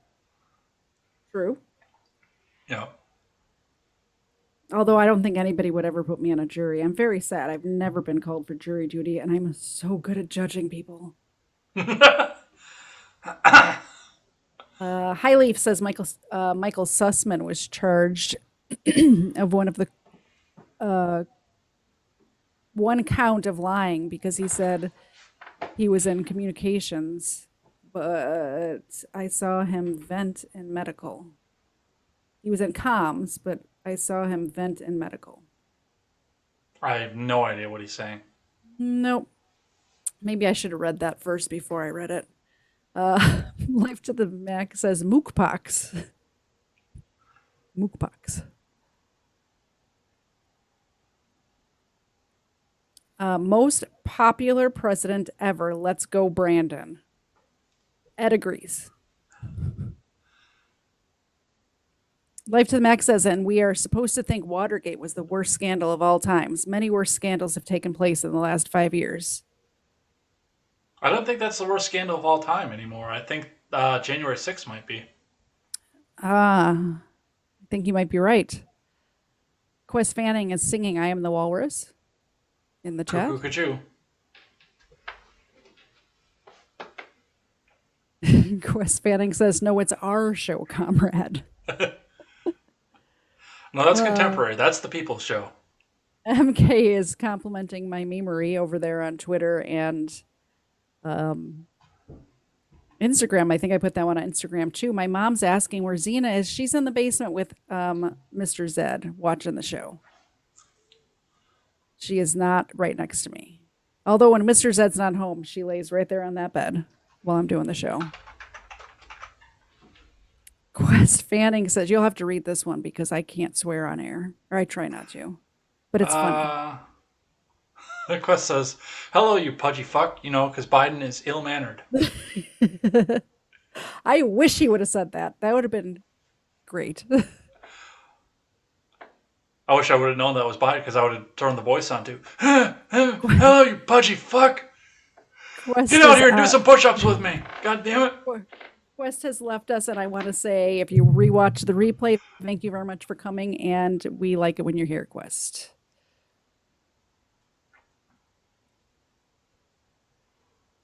Randy Crush Saga says prevailing just meant the more prevalent policy. The article literally says further down that the same old prevailing policy can't be expected to work.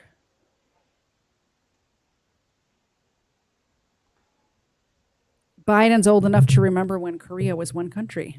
That actually checks out. Fact check true. Life to the Max with the syrup references. Spicy. And my mom, too?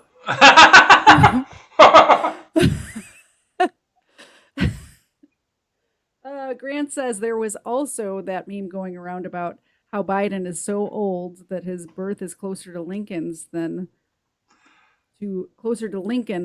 last inauguration.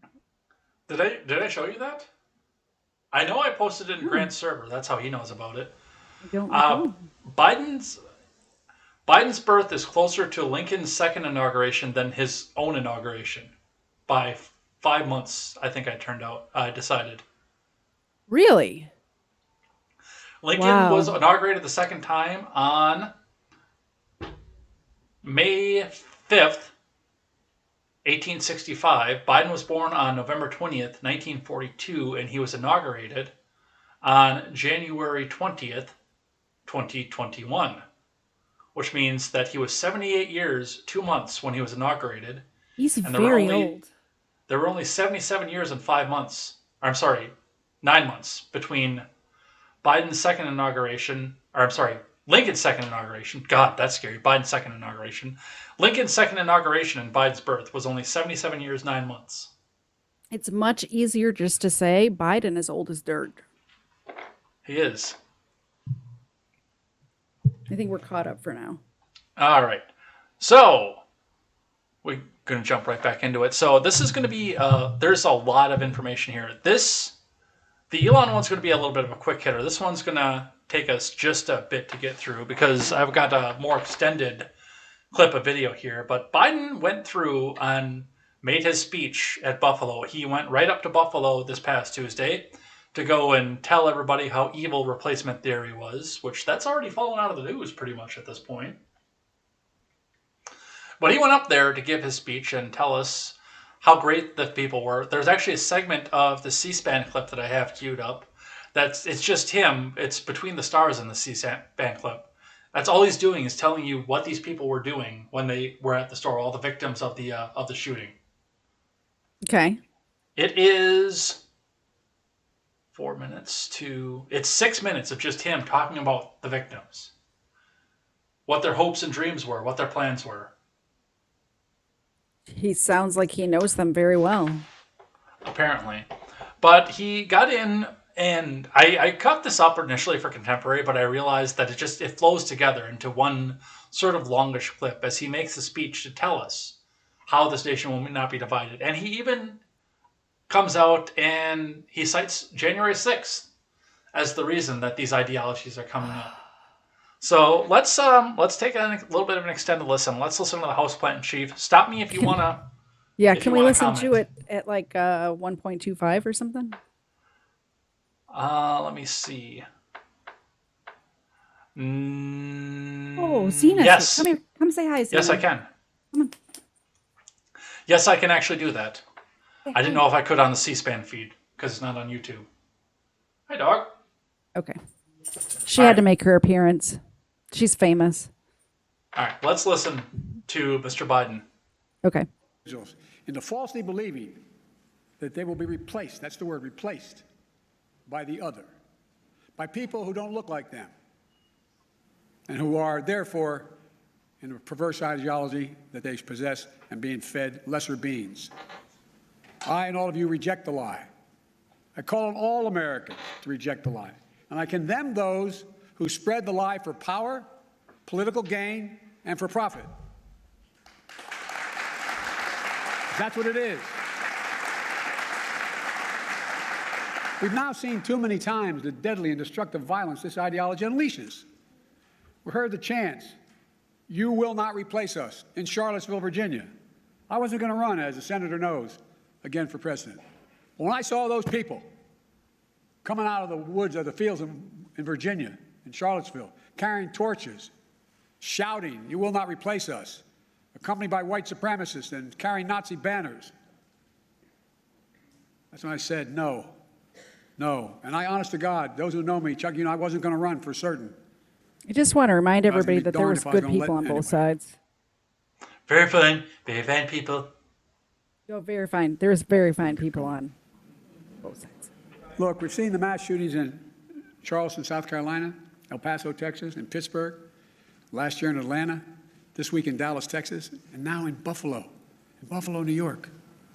White supremacy is a poison. It's a poison running through, it really is, running through our body politic. And it's been allowed to fester and grow right in front of our eyes. No more. No more. We need to say as clearly and forcefully as we can that the ideology of white supremacy has no place in America. None. And look, failure for us to not say that, failure in saying that is going to be complicity. Silence is complicity. It's complicity. We cannot remain silent. Our nation's strength has always come from the idea. It's going to sound corny, but think about it. What's the idea of our nation? That we're all children of God. All life, liberty, our universal goods, gifts of God. We didn't get it from a government. We got it from because we exist. We're called upon to defend them. The venom of the haters and their weapons of war, the violence and the words and deeds that stalk our streets, our stores, our schools.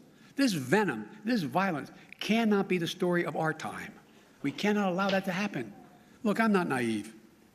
I know tragedy will come again. He actually sounds coherent when you speed him up, doesn't he? Yeah, I noticed that. We should listen to him like this more often. It cannot be fully understood either. But there are certain things we can do. We can keep assault weapons off our streets. We've done it before. I did it when we passed the crime bill last time. And violence went down. Shootings went down. You can't prevent people from being radicalized to violence. But we can address the relentless exploitation of the internet to recruit and mobilize terrorism. We just need to have the courage to do that, to stand up. Oh my Look, the God. American experiment in democracy is in a danger like it hasn't been in my lifetime. So many It's in things. danger this hour. First of all, just Hate and fear are being- freaking, will you please give me a definition for an assault weapon, Mr. President? Because you don't even know what that is. Because it's made up. It's a made up term. Scary black rifle. Also, your Ministry of Truth thing is not working out for you too well. So maybe drop that talking point. All right, a little bit more onto this, and then we will we'll talk about the rest of it. Being given too much oxygen Okay. by those who pretend to love America, but who don't understand America. To confront the ideology of hate requires caring about all people, not making distinctions. Reverend, the scripture is seeing that we're all part of the divine. Love thy neighbor as thyself. That's the This America bitch is I know. quoting Jill knows. scripture right now. And most deserve the Do you think that all the staffers kind of backed up and waited for the lightning bolt? I'm saying. most. Look, we're the most multiracial, most dynamic nation in the history of the world. Now's the time for the people of all races, from every background, to speak up as a majority in America and reject white supremacy.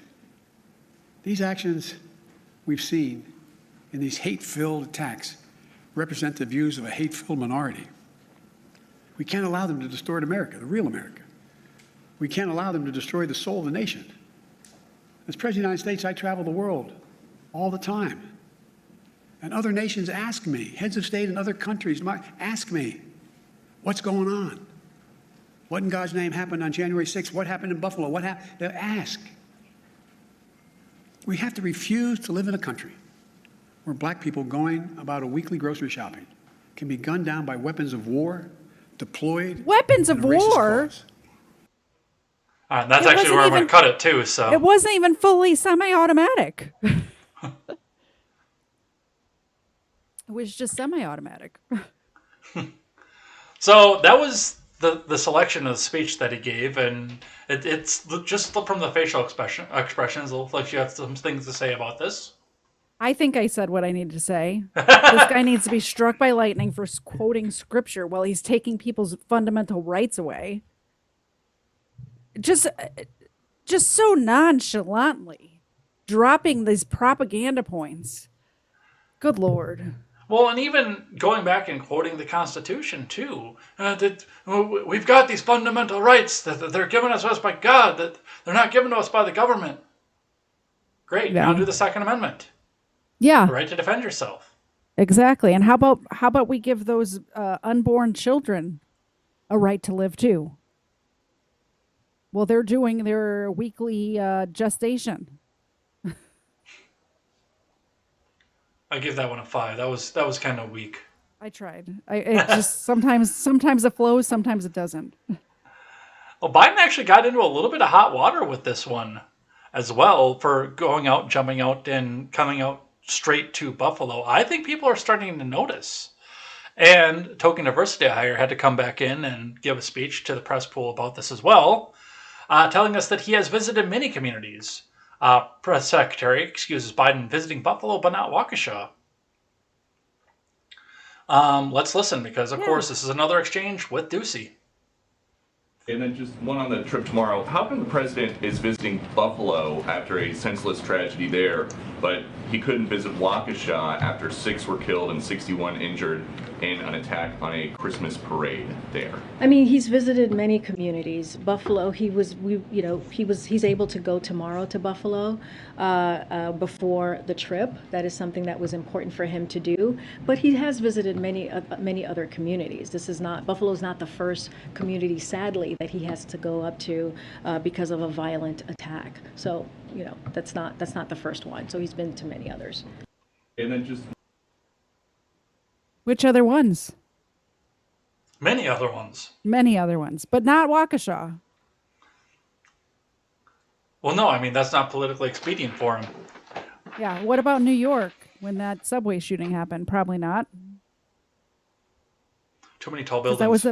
that was a black supreme, not a white supreme. I think he was Well, his department was the one that ordered the one in New York. I still think that one was a government op. I don't think that guy even did it. I don't think so I either. think I that think we're on guy the was same page on eating that one. lunch at a diner and saw his face on TV, and it's like, well, I'm just going to call in and clear this up because obviously I'm uptown eating lunch right now, and I didn't do that. And then that was it. The trap was set. I have no idea what's going on. Yeah. So, and do you know who is the expert in stemming hate Who? from our country? One, Liz Cheney. Liz Cheney rips House GOP leaders claiming that they enabled white supremacists. This comes to us from the New York Post. Representative Cheney tore into her fellow House Republicans Monday, accusing the party leadership of having enabled white nationalism, white supremacy, and anti-Semitism. History has taught us that what begins with words ends with far worse. Cheney of Wyoming tweets less than 48 hours after Saturday's racially motivated massacre at Buffalo Supermarket. GOP leaders must renounce and reject those views and those who hold them.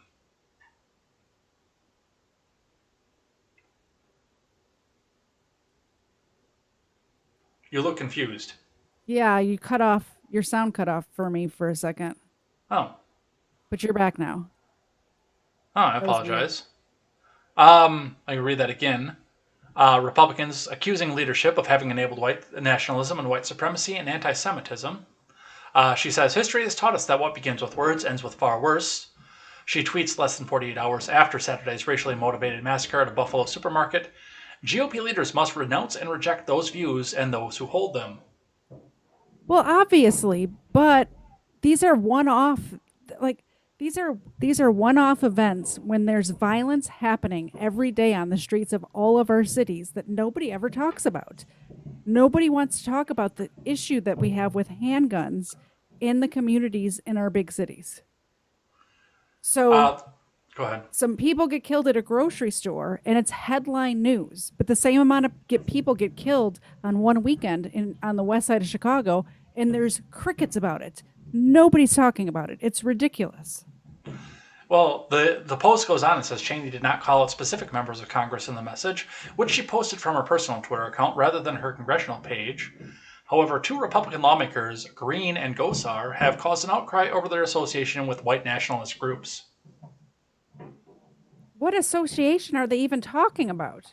First of all, what white nationalist groups? Because I have a feeling they're not white nationalist groups, whatever these groups they're talking about are, because they call everybody white nationalist and white supremacist and everything else. So, well, the referencing for Green, I know it's both Fuentes, because I know Gosar is buddy with Fuentes. The person in charge of that group's last name is Fuentes. Do they sound like white nationalists to you? This is ridiculous. They're pro-American. They're America first. That's their whole thing, is put America first. These aren't white nationalists. According to Liz Cheney, they are. Because Liz Cheney's a retard. So that is what we saw off of the speech there. And of course, now, as I mentioned, this story has pretty much completely disappeared. And the leftoids, it's not going unnoticed by the leftoids. They know they've been had with this one. Yeah. They think that voting for more Democrats will help it, but they know they've been had with this one. No, more government never helps anything. And that's what they're voting for when they vote more Democrats. They're voting more government. They're going to regulate it out of existence, but that never happens. They just regulate themselves into a hole. Let's talk a little bit about Elon Musk, because he is back in the news. Let's start with the big news and what they came off of. We'll actually start with the Insider article to go with here, because the New York Post is basically just citing it. Insider reports a SpaceX flight attendant said Elon Musk exposed himself, and a proposition her for sex documents show the company paid $250,000 for her silence. Well, they should get that $250,000 back if this is on the news, shouldn't they? SpaceX paid a flight attendant $250,000 to settle a sexual misconduct claim against Musk in 2018, Insider has learned. The attendant worked as a member of the cabin crew on contract basis for SpaceX's corporate jet fleet. She accused Musk of exposing his erect penis to her, rubbing her leg without consent, and offering to buy her a horse in exchange for an erotic massage, according to interviews and documents obtained by Insider. The incident, which took place in 2016, is alleged in a declaration signed by a friend, the attendant, and prepared in support of her claim. The details in this story are drawn from the declaration, as well as other documents, including email correspondence and other records shared with Insider by the friend. First of all, this is all bullshit. Like, this didn't happen. And if it did, I don't care. But it didn't happen, and I can tell it didn't happen by the timing of this coming out. That's how I know it didn't happen. And that's where most people are coming off of this. Now, I've been a little bit more fair to the flight attendant off of this, and I said, there is a possibility that this happened. No, but this didn't happen. Nobody, you, me, the audience, is ever going to know. The only two people who are ever going to know that this happened, whether this happened or not, are the flight attendant and Elon Musk. Nobody else in the universe is ever going to know whether or not this actually happened. No, and honestly, if this did happen, Elon should get his $250,000 back because she's talking. Yeah. And they should have to give back the pony. Apparently he didn't buy the pony because she didn't, well, do whatever it was that he wanted to do. He's autistic and weird. I have no idea what his interests are. Yeah. I really don't think it ever happened. And like I said, it's just because of the timing of when this is coming out. They did the same thing to Kavanaugh. They did the same thing to Trump. Like, this didn't happen. Well, on the record, there actually is the payout for this. But one of the things that's been pointed out is the fact that usually when something like this happens, it's not always that something happened. It's the fact that somebody got aggravated at work sometimes. Yeah, she accused him of doing something. It's not that it happened. It's that it's easier just to pay her off. Well, yeah, and we're sitting in a situation right now where it's, okay, we're in a situation, like I said, only two people in the universe will ever know whether or not this happened. So rather than trying to drag out witness testimony, figure this out, get drugged through court for 2 days while this is in the headline, or for 2 years while this is in the headline for 2 years, and like, okay, here's some money, shut up. Like, I bet he hit on her and she was I bet he's just a weirdo autistic person that hit on her weird. Mm-hmm. And that's what happened. And instead of, yeah, like you said, being in court and the news and everything else, they're like, well, we'll just throw some money at you. Here's $250,000, shut up and go away. And also worth noting that it doesn't even appear that she was the one that did the filing. It was the friend who is allegedly, Insider gives no details on who the friend is, but allegedly through other reports is a failed actress of sorts. It's like half of California. So, but yes, the timing is key to this, because this is coming up on the heels, and Elon himself got ahead of this, and even before this ever came out, said that there were probably going to be accusations like this that came down. Mm-hmm. From people who he's been in close contact with, and people, like, one thing that really gets to me is, I don't even know, this is something that's been proposed to me, I don't know if this could be true, but it's plausible to me that Business Insider found out they didn't want to have the truth come out and have people to be able to compete with them over on Twitter. They didn't want to lose their priority status with the CEOs, so they went down through the court records for anything involving SpaceX, and like, oh, $250,000 settlement for, because this is on the court records, $250,000 settlement for sexual harassment. Let's reach out to this person, and the woman's name is actually going to be in the court records. So yeah, and she calls and picks up, and the friend finds out about it, and like, oh, hey, Business Insider, let's go talk. I mean, I just don't buy it. Also, didn't he name it Elongate himself? Elongate, yes. Yeah. Yeah, he's a character, that one. He is. The Twitter deal is actually currently frozen right now.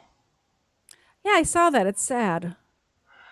But it's because they're not releasing the information to him that he needs to have before buying the thing, you know?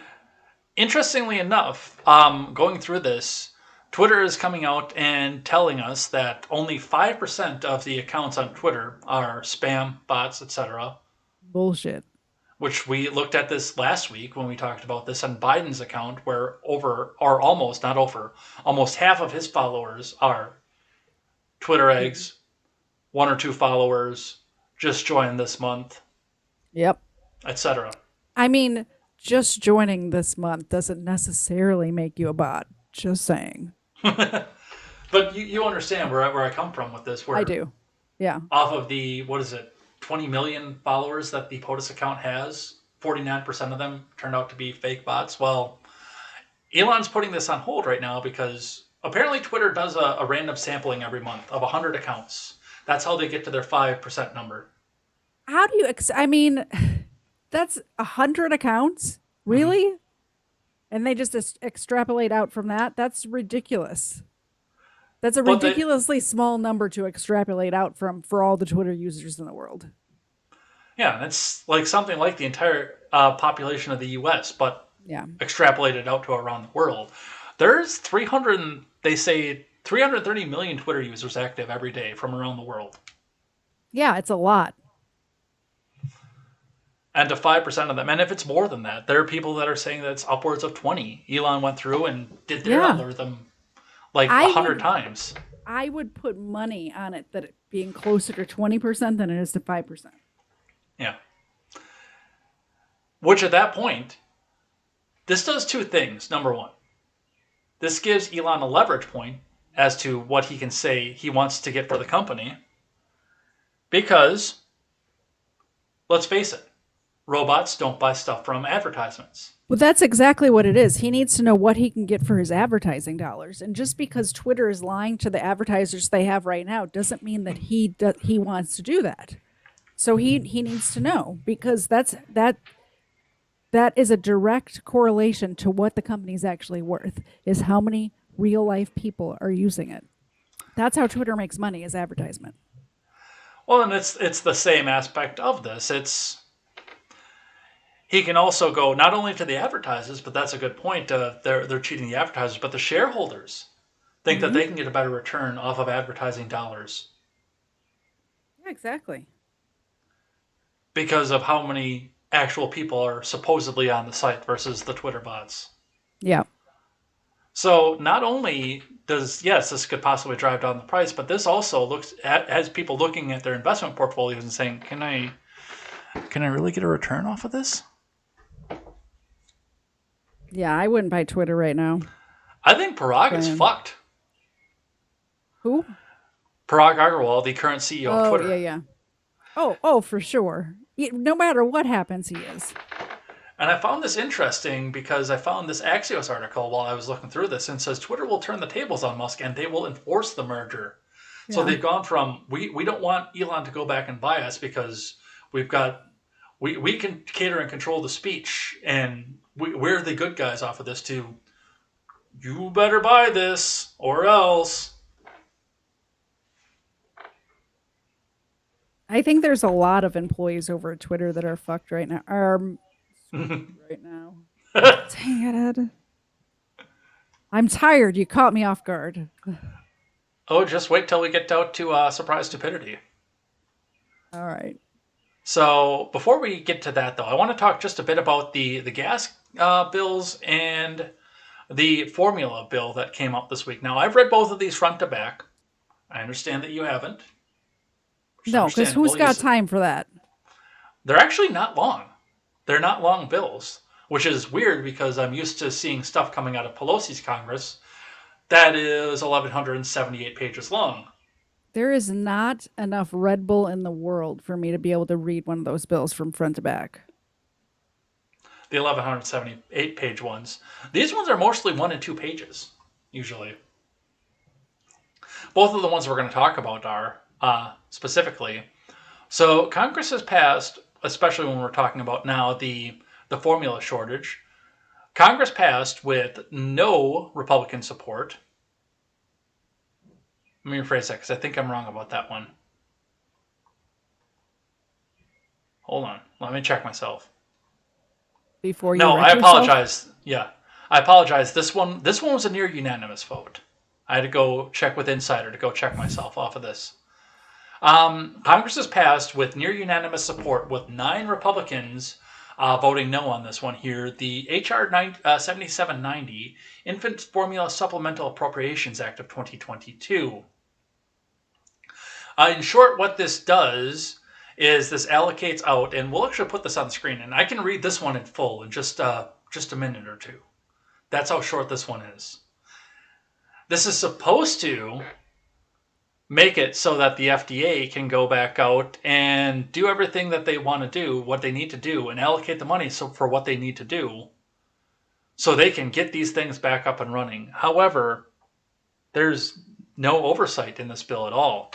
Yeah. So we will read, for an additional amount for salaries and expenses, $28 million to remain available until September 30th, 2023, shall be available to address the current shortage of FDA-regulated infant formula and certain medical foods in the United States, and to prevent future shortages, including such steps as may be necessary to prevent a fraudulent product from entering the U.S. market, provided the Commissioner of FDA shall report to the Committee on Appropriations of the House of Representatives and the Senate on a weekly basis on obligations of funding under this heading in this act to address the shortage of infant formula and certain medical foods in the U.S., provided further that such amount is designated by Congress for being emergency requirement pursuant to Section 4001, Subsection A, Paragraph 1, and Section 4001, Subsection B of Constitutional Resolution 14, 117th Congress, the concurrent resolution on the budget for fiscal year 2022.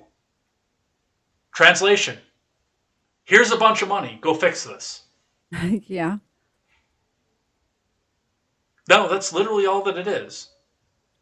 I mean, that's not going to fix anything, honestly. It never does. And now this is not a printing, thankfully. This is from emergency funding that they've already had set aside, but regardless, what does this do?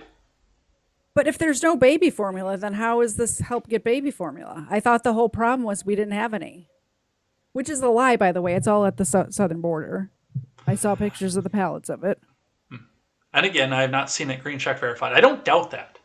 When I say that I've not seen green check verification, do keep in mind, I'm not saying that I doubt that. But by the standard that I keep on the other program, I do need to see it come from a NewsGuard verified source. Ed, don't you know we don't have standards over on this show, this program? See, now you claim it as half of yours. So I'm going to say what I want, when I want, and that's it. But I mean, the media is already coming out and saying, "Oh, well, these evil 9 Republicans. This is Trump's Republican Party," and they did come out and say who the names are. I'm not the kind of person who does come out and shames or lets the media shame go out there to people. And they did the same thing with the 4 Democrats that voted against the price gouging bill. But for this one, I do want to bring this out because these are almost all names that you know. The no votes were cast by GOP reps Andy Biggs, Lauren Boebert, Thomas Massey, Clay Higgins, Matt Gaetz, Chip Roy, Paul Gosar, Louis Gohmert, and Marjorie Taylor Greene. Because they read the thing. That's why. Well, yeah, it's short enough that they could. Yeah, exactly. And yeah, they've come out and they said that this is not going to do anything. This is just going to throw more money at an executive branch department. Yep. With no oversight as to how this gets used. The other big one that came through this is H.R. 7688 out of the 117th. This I am not going to go through in its entirety because it is considerably lengthier. There's more going off of this. But that's good because I almost fell asleep during that last one. This one is about 4 pages long, 8.5 by 11 when it's printed out. Yeah. But the thing with this, and this one didn't get any Republican support. In fact, 4 Democrats crossed the aisle and said no. But it still passed because it's simple majority, and Nancy Pelosi had 4 votes to lose. Yep. I can't wait for these midterms. This bill, everything that's in this bill is already illegal under the SEC. and the FTC. It's like the anti-lynching bill. Like, yeah, thanks, exactly. Congress.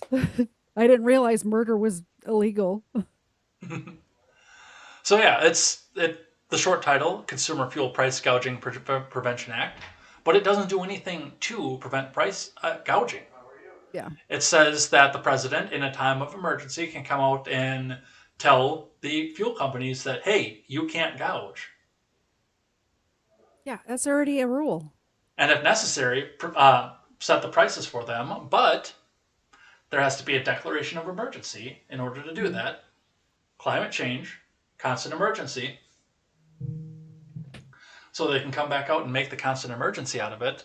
And yes, like we said, everything that's in this bill is already illegal under the FTC. Yeah. So, and the Hill came out, and I'm not going to do this just because obviously I don't want to go back out and shame. The only reason I did the other one is because it's the names that you know. It's the people that we've already talked about for the most part in this program. But yeah, 4 Democrats crossed out on this and said, no, we can't do this. Another bill that came down the pipes but didn't do anything this week was 3 Senate Democrats are reintroducing a gun control bill that would require people to put a federal firearm license in order to procure a gun. What part of shall not be infringed do these people not understand? Well, the well-regulated militia part. Oh my God. I can't rehash all that. I mean, people know my stance on the Second Amendment. So, it's this sort of shit is ridiculous. This sort of stuff is ridiculous. Dang it. Would-be gun owners would have to jump through several hoops while seeking the license, including a written test, hands-on testing, and a background investigation, and a criminal history check. According to the bill's text, people would also need to supply proof of identity, as well as their fingerprints, information on the gun they aim to acquire, and the identity of the entity selling or transferring the weapon. All this does is make people buy guns now. All this does. And it probably won't even pass. But people are going to run to the gun store, and then there's going to be another freaking ammo shortage, and I don't need that in my life. Mm-hmm. Booker and Menendez of New Jersey and Blumenthal of Connecticut are the ones that are pushing this right now, calling it the Federal Firearm Licensing Act. It was previously introduced in 2019, but failed to go anywhere. As of right now, it doesn't even have an SB number on it. Yeah. Just to give you an idea how eager Chuck U. Schumer is to bring this one up. Honestly, Ed, I really think that the gun manufacturing companies put stuff out like this from time to time to sell more guns, because that's exactly what happens when articles like this are printed, and things never happen. It never happens. So that is what we see from that. A couple things that are going on, just a brief brush up, because we've got to get to Surprise Stupidity and head out of here for the day, because I'm hungry, you're hungry. Yep. We both want to get out of here. But there are a couple little catches up that I want to go to off of this with the 3 things that we talked about. Now, number 1, obviously, thank you, Manchin, because Manchin, before this bill was even introduced, the Hill reports, Manchin's throwing a wrench into Democrats' push for broader gun control. Yeah. TLDR, he said, we're not breaking the filibuster. Good. And I'm not voting for this. I mean, he really seems like he's on our side lately, doesn't he? Him and that chick from Arizona, right? Kirsten Sinema, yes. Yeah. Abbott Labs have reached a deal on reopening their shuttered baby formula factory. Now, this will not put formula back onto the shelves until August. How long does it take? It's like 3 ingredients. I have no idea. I used it when I was an infant, but that's it. That's my experience with the stuff. Powdered milk and corn syrup and water, I think that's it. I think that's what's in baby formula. But it does look like they're opening back up. They're ready to go. Apparently, they have to throw out all the formula that they had made before that because of the contamination. Yeah. Well, good. So, clean it up. Why are they just starting this process now? This should have already been happening. We should already be up and running. Because the FDA wouldn't let them start. Exactly. Exactly. Ridiculous. More government is never good. I mean, for some things, we need to have the government to ban abortion, but for stuff like this, the red tape is ridiculous. The military, speaking of what's going on with the formula, we got wind of Operation Fly Formula this week. And our first 2 shipments have come from Germany with 78 pallets of formula. That's like nothing compared to what's needed right now. That's like a drop in the bucket. Also worth noting, according to the NBC News article, and again, not coming from Conservative Brief, not coming from Daily Wire, not coming from any right-wing outlet, this is coming from NBC. None of this that's coming from Germany right now is going to be hitting the shelves. Yeah. It's all going to various doctors' offices around the country. Yeah, and probably to hospitals on military bases and stuff like that. That it doesn't say, but yeah, I mean, it's going to hospitals and doctors' offices primarily. It's not going to the shelves. And Hassan Piker had to get in on this one too and tell us how he thinks about it as we look at... I love to hate watch that guy. I've never seen what he does, except I know he plays video games and he's Chenk's nephew, but yes, we have video of Fly Formula underway, heavily produced from the White House as the formula is getting off the pallets and coming back in. There, you see it right there. I'm glad they made sure to get those cameras and camera crew out there before they did this. For the starving fucking babies. Dang.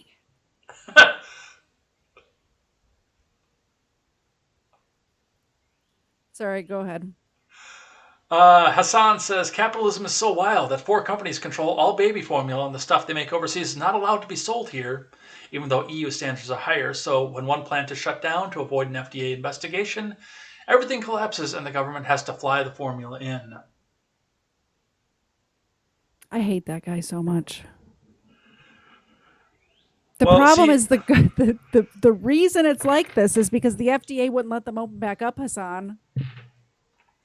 Not only that, but the reason that we only have 4 companies that control this is because of no bid contracts on WIC. Yeah. Nobody else can compete because most of the people that buy formula buy it off WIC. Yeah. And it's not worthwhile for anybody to come up and make a competitor because those 4 companies control everything. And it's... all you're going to be selling to is rich people. I was going to say some stuff, but it might be... It might be Susan Never mind. No, it might make me sound like a racist, and I don't want to sound like a racist because I'm not a racist. But all I'm saying is you should breastfeed your children unless you have like crack or something in your system. Well, then you shouldn't. From what I understand from this, because I've asked around, is that if you've come off of the breastfeeding and you've gone to formula, you can't go back. True. And yes, there are other medical abnormalities that have prevented people from doing this. I think that's part of the portion of why we have formula in the first place. But if you can't give up booze and drugs long enough to breastfeed your kids for however many months that needs to be done, you need formula. And a lot of people on WIC have that issue in their lives. I think we need to move on from this really quickly. Do you want me to start bringing up percentages? The last one we'll do. About it. The last one we will do before we head out to Surprise Stupidity today comes to us from the New York Post because Washington State gas stations have run out of gas. Not only that, they went out and sent people out there to reprogram them to accept another 0 on their dials. Insane. $10 a gallon. Or more. This looks like this is a series, I believe this is 4 gas stations in the Auburn, Washington area that are resetting their price boards to accommodate double digits in preparation for fuel prices potentially reaching $10 a gallon. And this comes as several stations in Evergreen State ran out of fuel, the Post-Millennial reported. The 76th station in Auburn, about 30 miles south of Seattle, gas pumps were reprogrammed. So my first question is why are we having trouble getting gas out to Washington State? That's Don't my know. first question. They're right on the ocean. They should be able to get tankers in there pretty easily. Not only that, but even if you've got to get the refiner from the refinery, I believe there's a refinery right in Montana. Mm-hmm. So there's that. I know there's one in California, which is a boon to Californians. They don't like that very much. Yeah. Why are we I don't having know so why. much trouble? I mean, I really don't know. It's got to be, it has to have something to do with like shipping and stuff, right? Just like anything else that we can't get right now. Yeah, so Truck drivers, that sort of Yep. stuff. Yeah. but yeah, that's what we have. $10 a gallon gas on its way. They're not changing the numbers here yet. Give it a week. Yeah, we might be talking about that at this point next week. Yeah. Although, like So- I told you before the show started, I saw it at $3.99 near my house today. So, Woo! yeah. All right. Last thing that we do on this program. I come up with some enlighteningly stupid news story of something that's happened that shouldn't have happened, but is a regard on the mental state of our nation. And this week's does not disappoint. So I've got two for you this week. All right. One is completely enraging, and All right. one is kind of funny. Okay. We're going to start, by your request, with the one that is completely enraging. Thank you. So All right. we are going to be going back to, again, the Evergreen State for this one here, talking Oh. about somebody who was busted at an Arby's as an Arby's manager.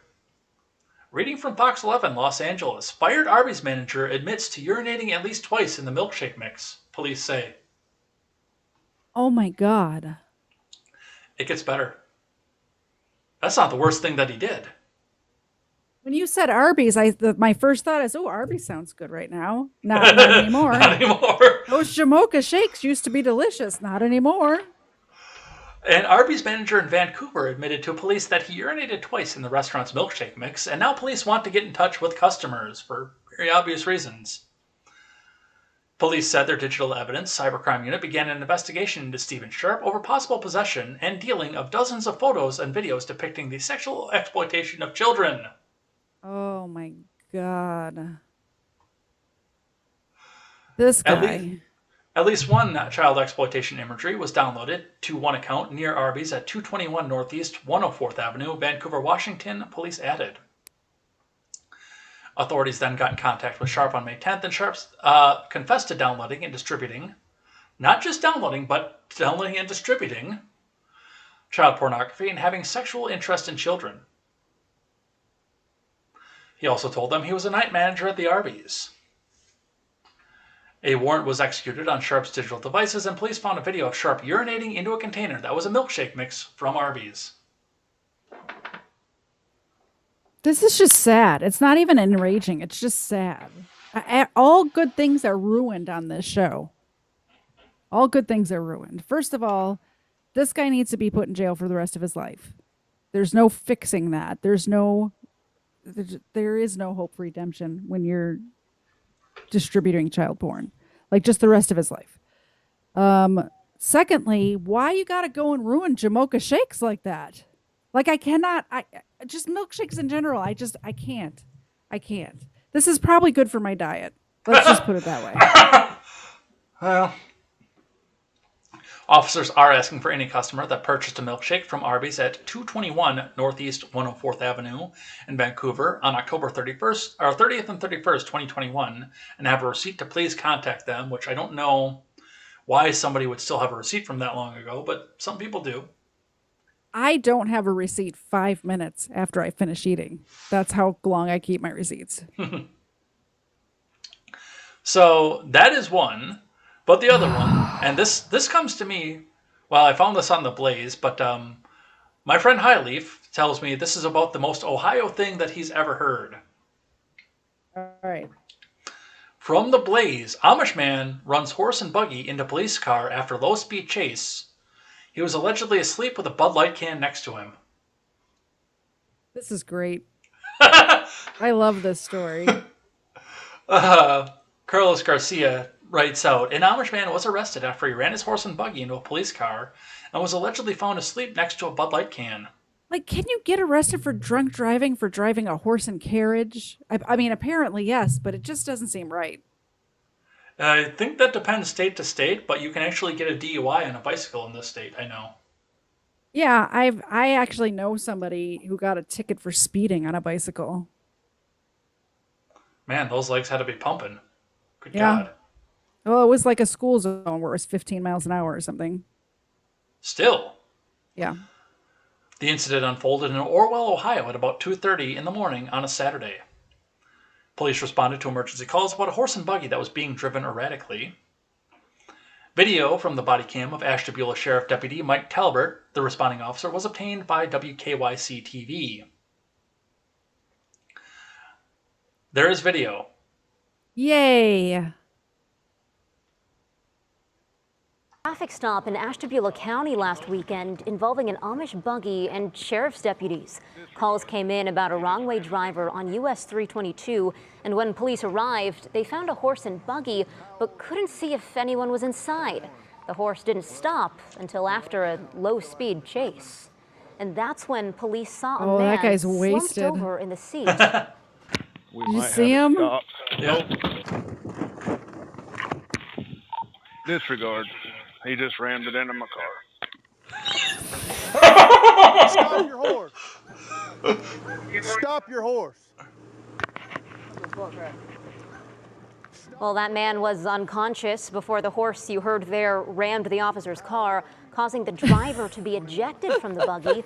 Officers saw empty beer cans in the buggy and smelled alcohol on that driver. He was charged with OVI and is due in court tomorrow. Oh, that poor guy probably had like 2 beers, but he's never had beer before, so he's wasted.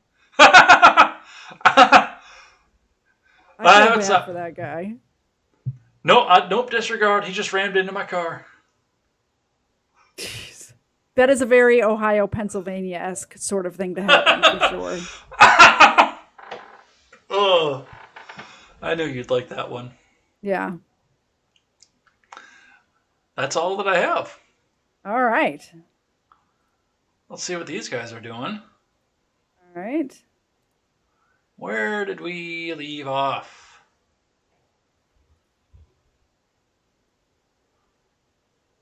I'll do this one since we're after the clock. Geez, we're way after the clock. Let's see.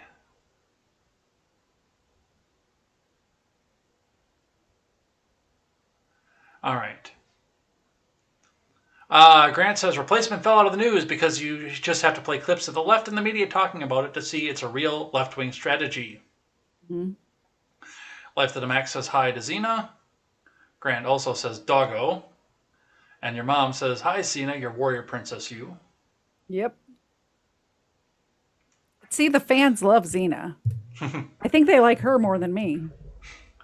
Deep Red State, which is a new name in here, thanks for checking us out, says the Politburo claps. Grant says poor kids are just as bright and intelligent as white kids, according to Joe Biden. True Deep story. Red State says, in response to you saying how much more coherent Biden is when he's sped up, is he is pumped up on adrenochrome. Yeah. And with our mutual friend, the musician, with his love affair with Paul Simon, I can't believe that he hasn't rewritten a certain song from the 70s and called it adrenochrome. Because if anybody could do it, it could be him. That's true. And Paul Simon would probably cry.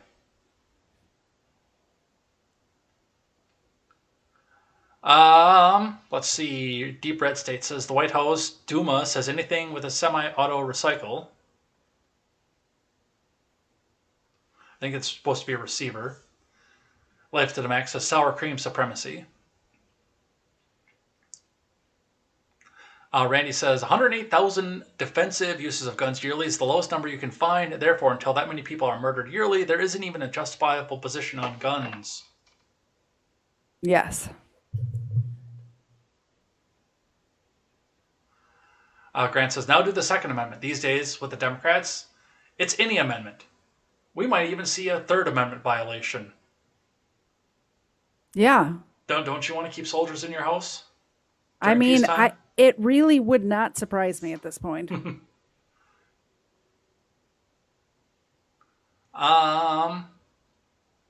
Grant says he won't go to Sacramento for the gang shooting or Laguna Woods for the Chinese CCP attack. And then he also says Liz Cheney's a Republican like Nancy Pelosi is a Catholic. Hmm.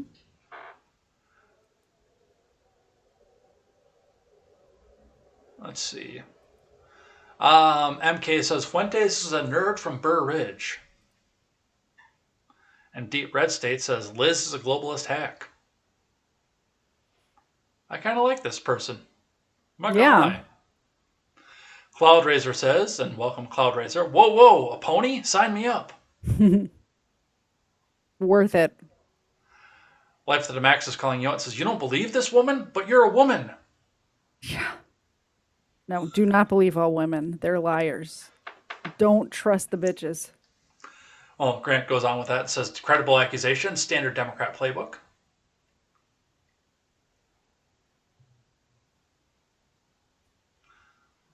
Deep Red State says, Amber Turd was a fling.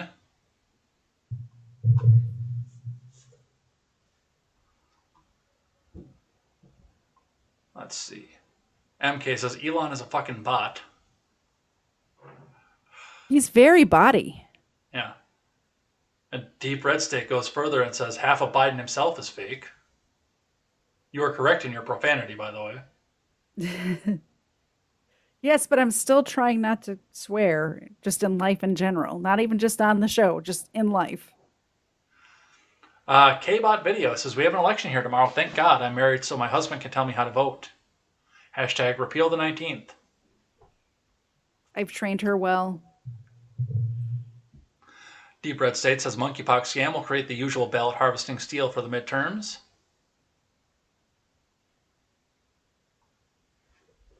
MK says, saw pictures of Putin hoarding baby formula off the coast of Chukchi Sea. Seemed real. Sounds legit.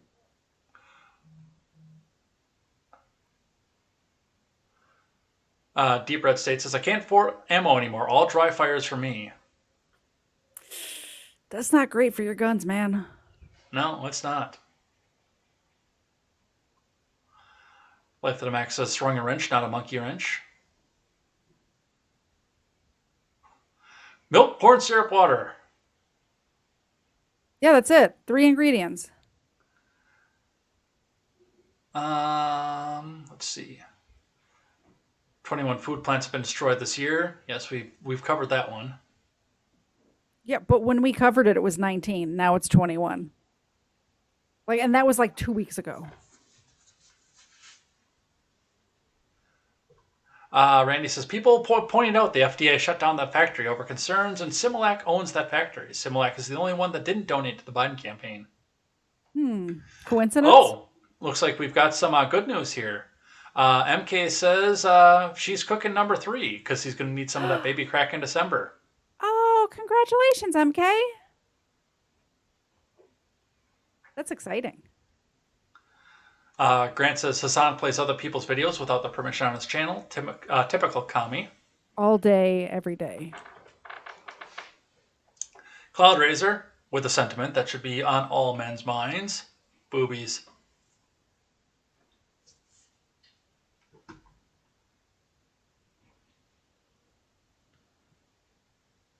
Let's see. What else do we have? Grant says, I live in Nevada. Our gas costs less than California, but we get it from California. The entire difference in price is taxes. It doesn't make sense. I mean, it does make sense. It's taxes. But it doesn't make sense. Because it's taxes. Yeah. Taxation is theft. Life to the Max says, the peak red ingredient is pee. I hate that story. Thanks, I hate it.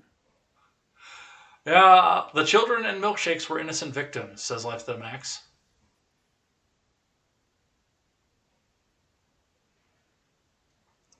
Amish and Gangsters Paradise Collide, also from Life to the Max. That made me laugh out loud when I saw it. Life to the max. She's a funny girl. Stop your horse, says Grant. Hold your horses. K-Bot Video says, best video of my day. Mm-hmm. Milady. Highleaf says, no, the Amish actually drink a lot. Really? I thought they weren't allowed to drink. No, they can. In fact, they can actually go outside of state laws on things like tobacco and alcohol. Because the only reason I know that is because it's a religious thing for them. And there were a bunch of Amish in my hunter safety class. And like all the kids, like they were my age and I was 13, are sitting out there smoking out of a pipe with their dad. Nobody's saying a word to them. Really? They can drink? Yeah, I think so. I thought they were like the Mormons. Just in the fact that they have an exorbitant amount of kids. They don't drink. Thought they were like the Mormons with no electricity. No. Life to the Max says, welcome Deep Red State. You're pretty cool. Yeah, I enjoyed reading back through this. Yep. Cloud Razor says, come again. The DUI guy must have taken up Elon on that pony offer.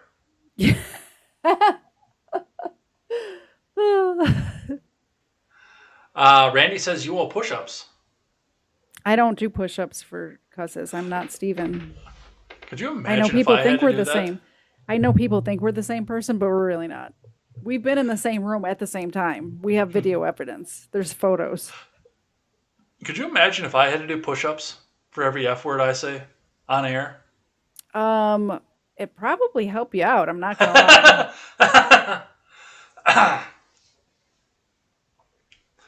lie. K-Bot Video says, KTZ not cursing. Massive fail. Well, you don't control me, so whatever. Deep Red State says, dry fire on rim fire is a no-no, but you can do it with center fire. We did it in the Marines. That's true. That is true. Randy says they're the Illuminamish. And Life to the Max will get last word with a comment to your joke of LOL, Mormons without electricity. Makes sense to me. That is everything that I have. That was a good show. A little bit of a long one, but they crammed a lot of shit in this week, so. Yeah, absolutely. But we got through it. We finished a list for once. Wow. It's amazing. It's been a while since we've done that. All right, so with that, we're going to head out of here for the day. Thanks to everybody who came by and chatted with us in live chat. Thanks everybody who came and hung out. And do make sure, by the way, that you go, if you're on any of the platforms, DLive or YouTube or Twitch, that you go check out the other platforms. They should be linked all in the description there, just in case we do something where we're not on all the platforms. I know, like when I play video games, I don't go to the YouTube side. I just go to Twitch and not DLive, so go and check that out. Plus, you know, you can come out and help out the channel by watching a commercial on the Twitch side too. That's always helpful, just saying.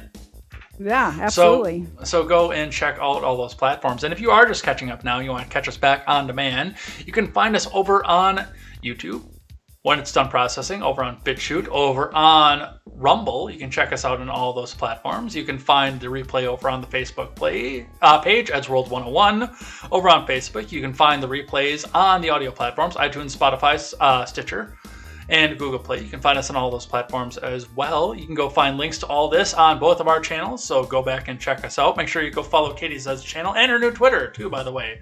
So we'll be talking about that in just a moment. And with that, we are going to head out of here for the week. I'll be back here tomorrow morning with more contemporary news headlines, 7:15 a.m. Central Time, for more of what happened throughout the day yesterday, which I'm going to admit I have no idea because I've been playing video games for the last 4 hours. You can find KTZed next time. Where can they find you? You can find me on Twitter at KTZisNotHere and follow my YouTube channel. I'm going to be doing a solo video here shortly about Brock Turner. I actually have the giant sheriff's report right here that I've been researching. Oh, wow. Be good. And so, yeah, follow my YouTube. I don't know what it is, but Elongate and Twitter. That's the best place to find me. So go and check that out. And with that, we're going to be out of here for the day. And last thing that I always say is never take the words of bloggers, podcasters, or journalists as gospel. Find all the facts and draw your own conclusions. Make sure if you want to get one of the mugs, you let us know. We will work on getting into a merch shop for that and possibly get this title card into that as well. So definitely go and check that out. And KTZed, lead them out of here with some last words for the week. Have a great week, everybody. Bye. Take care.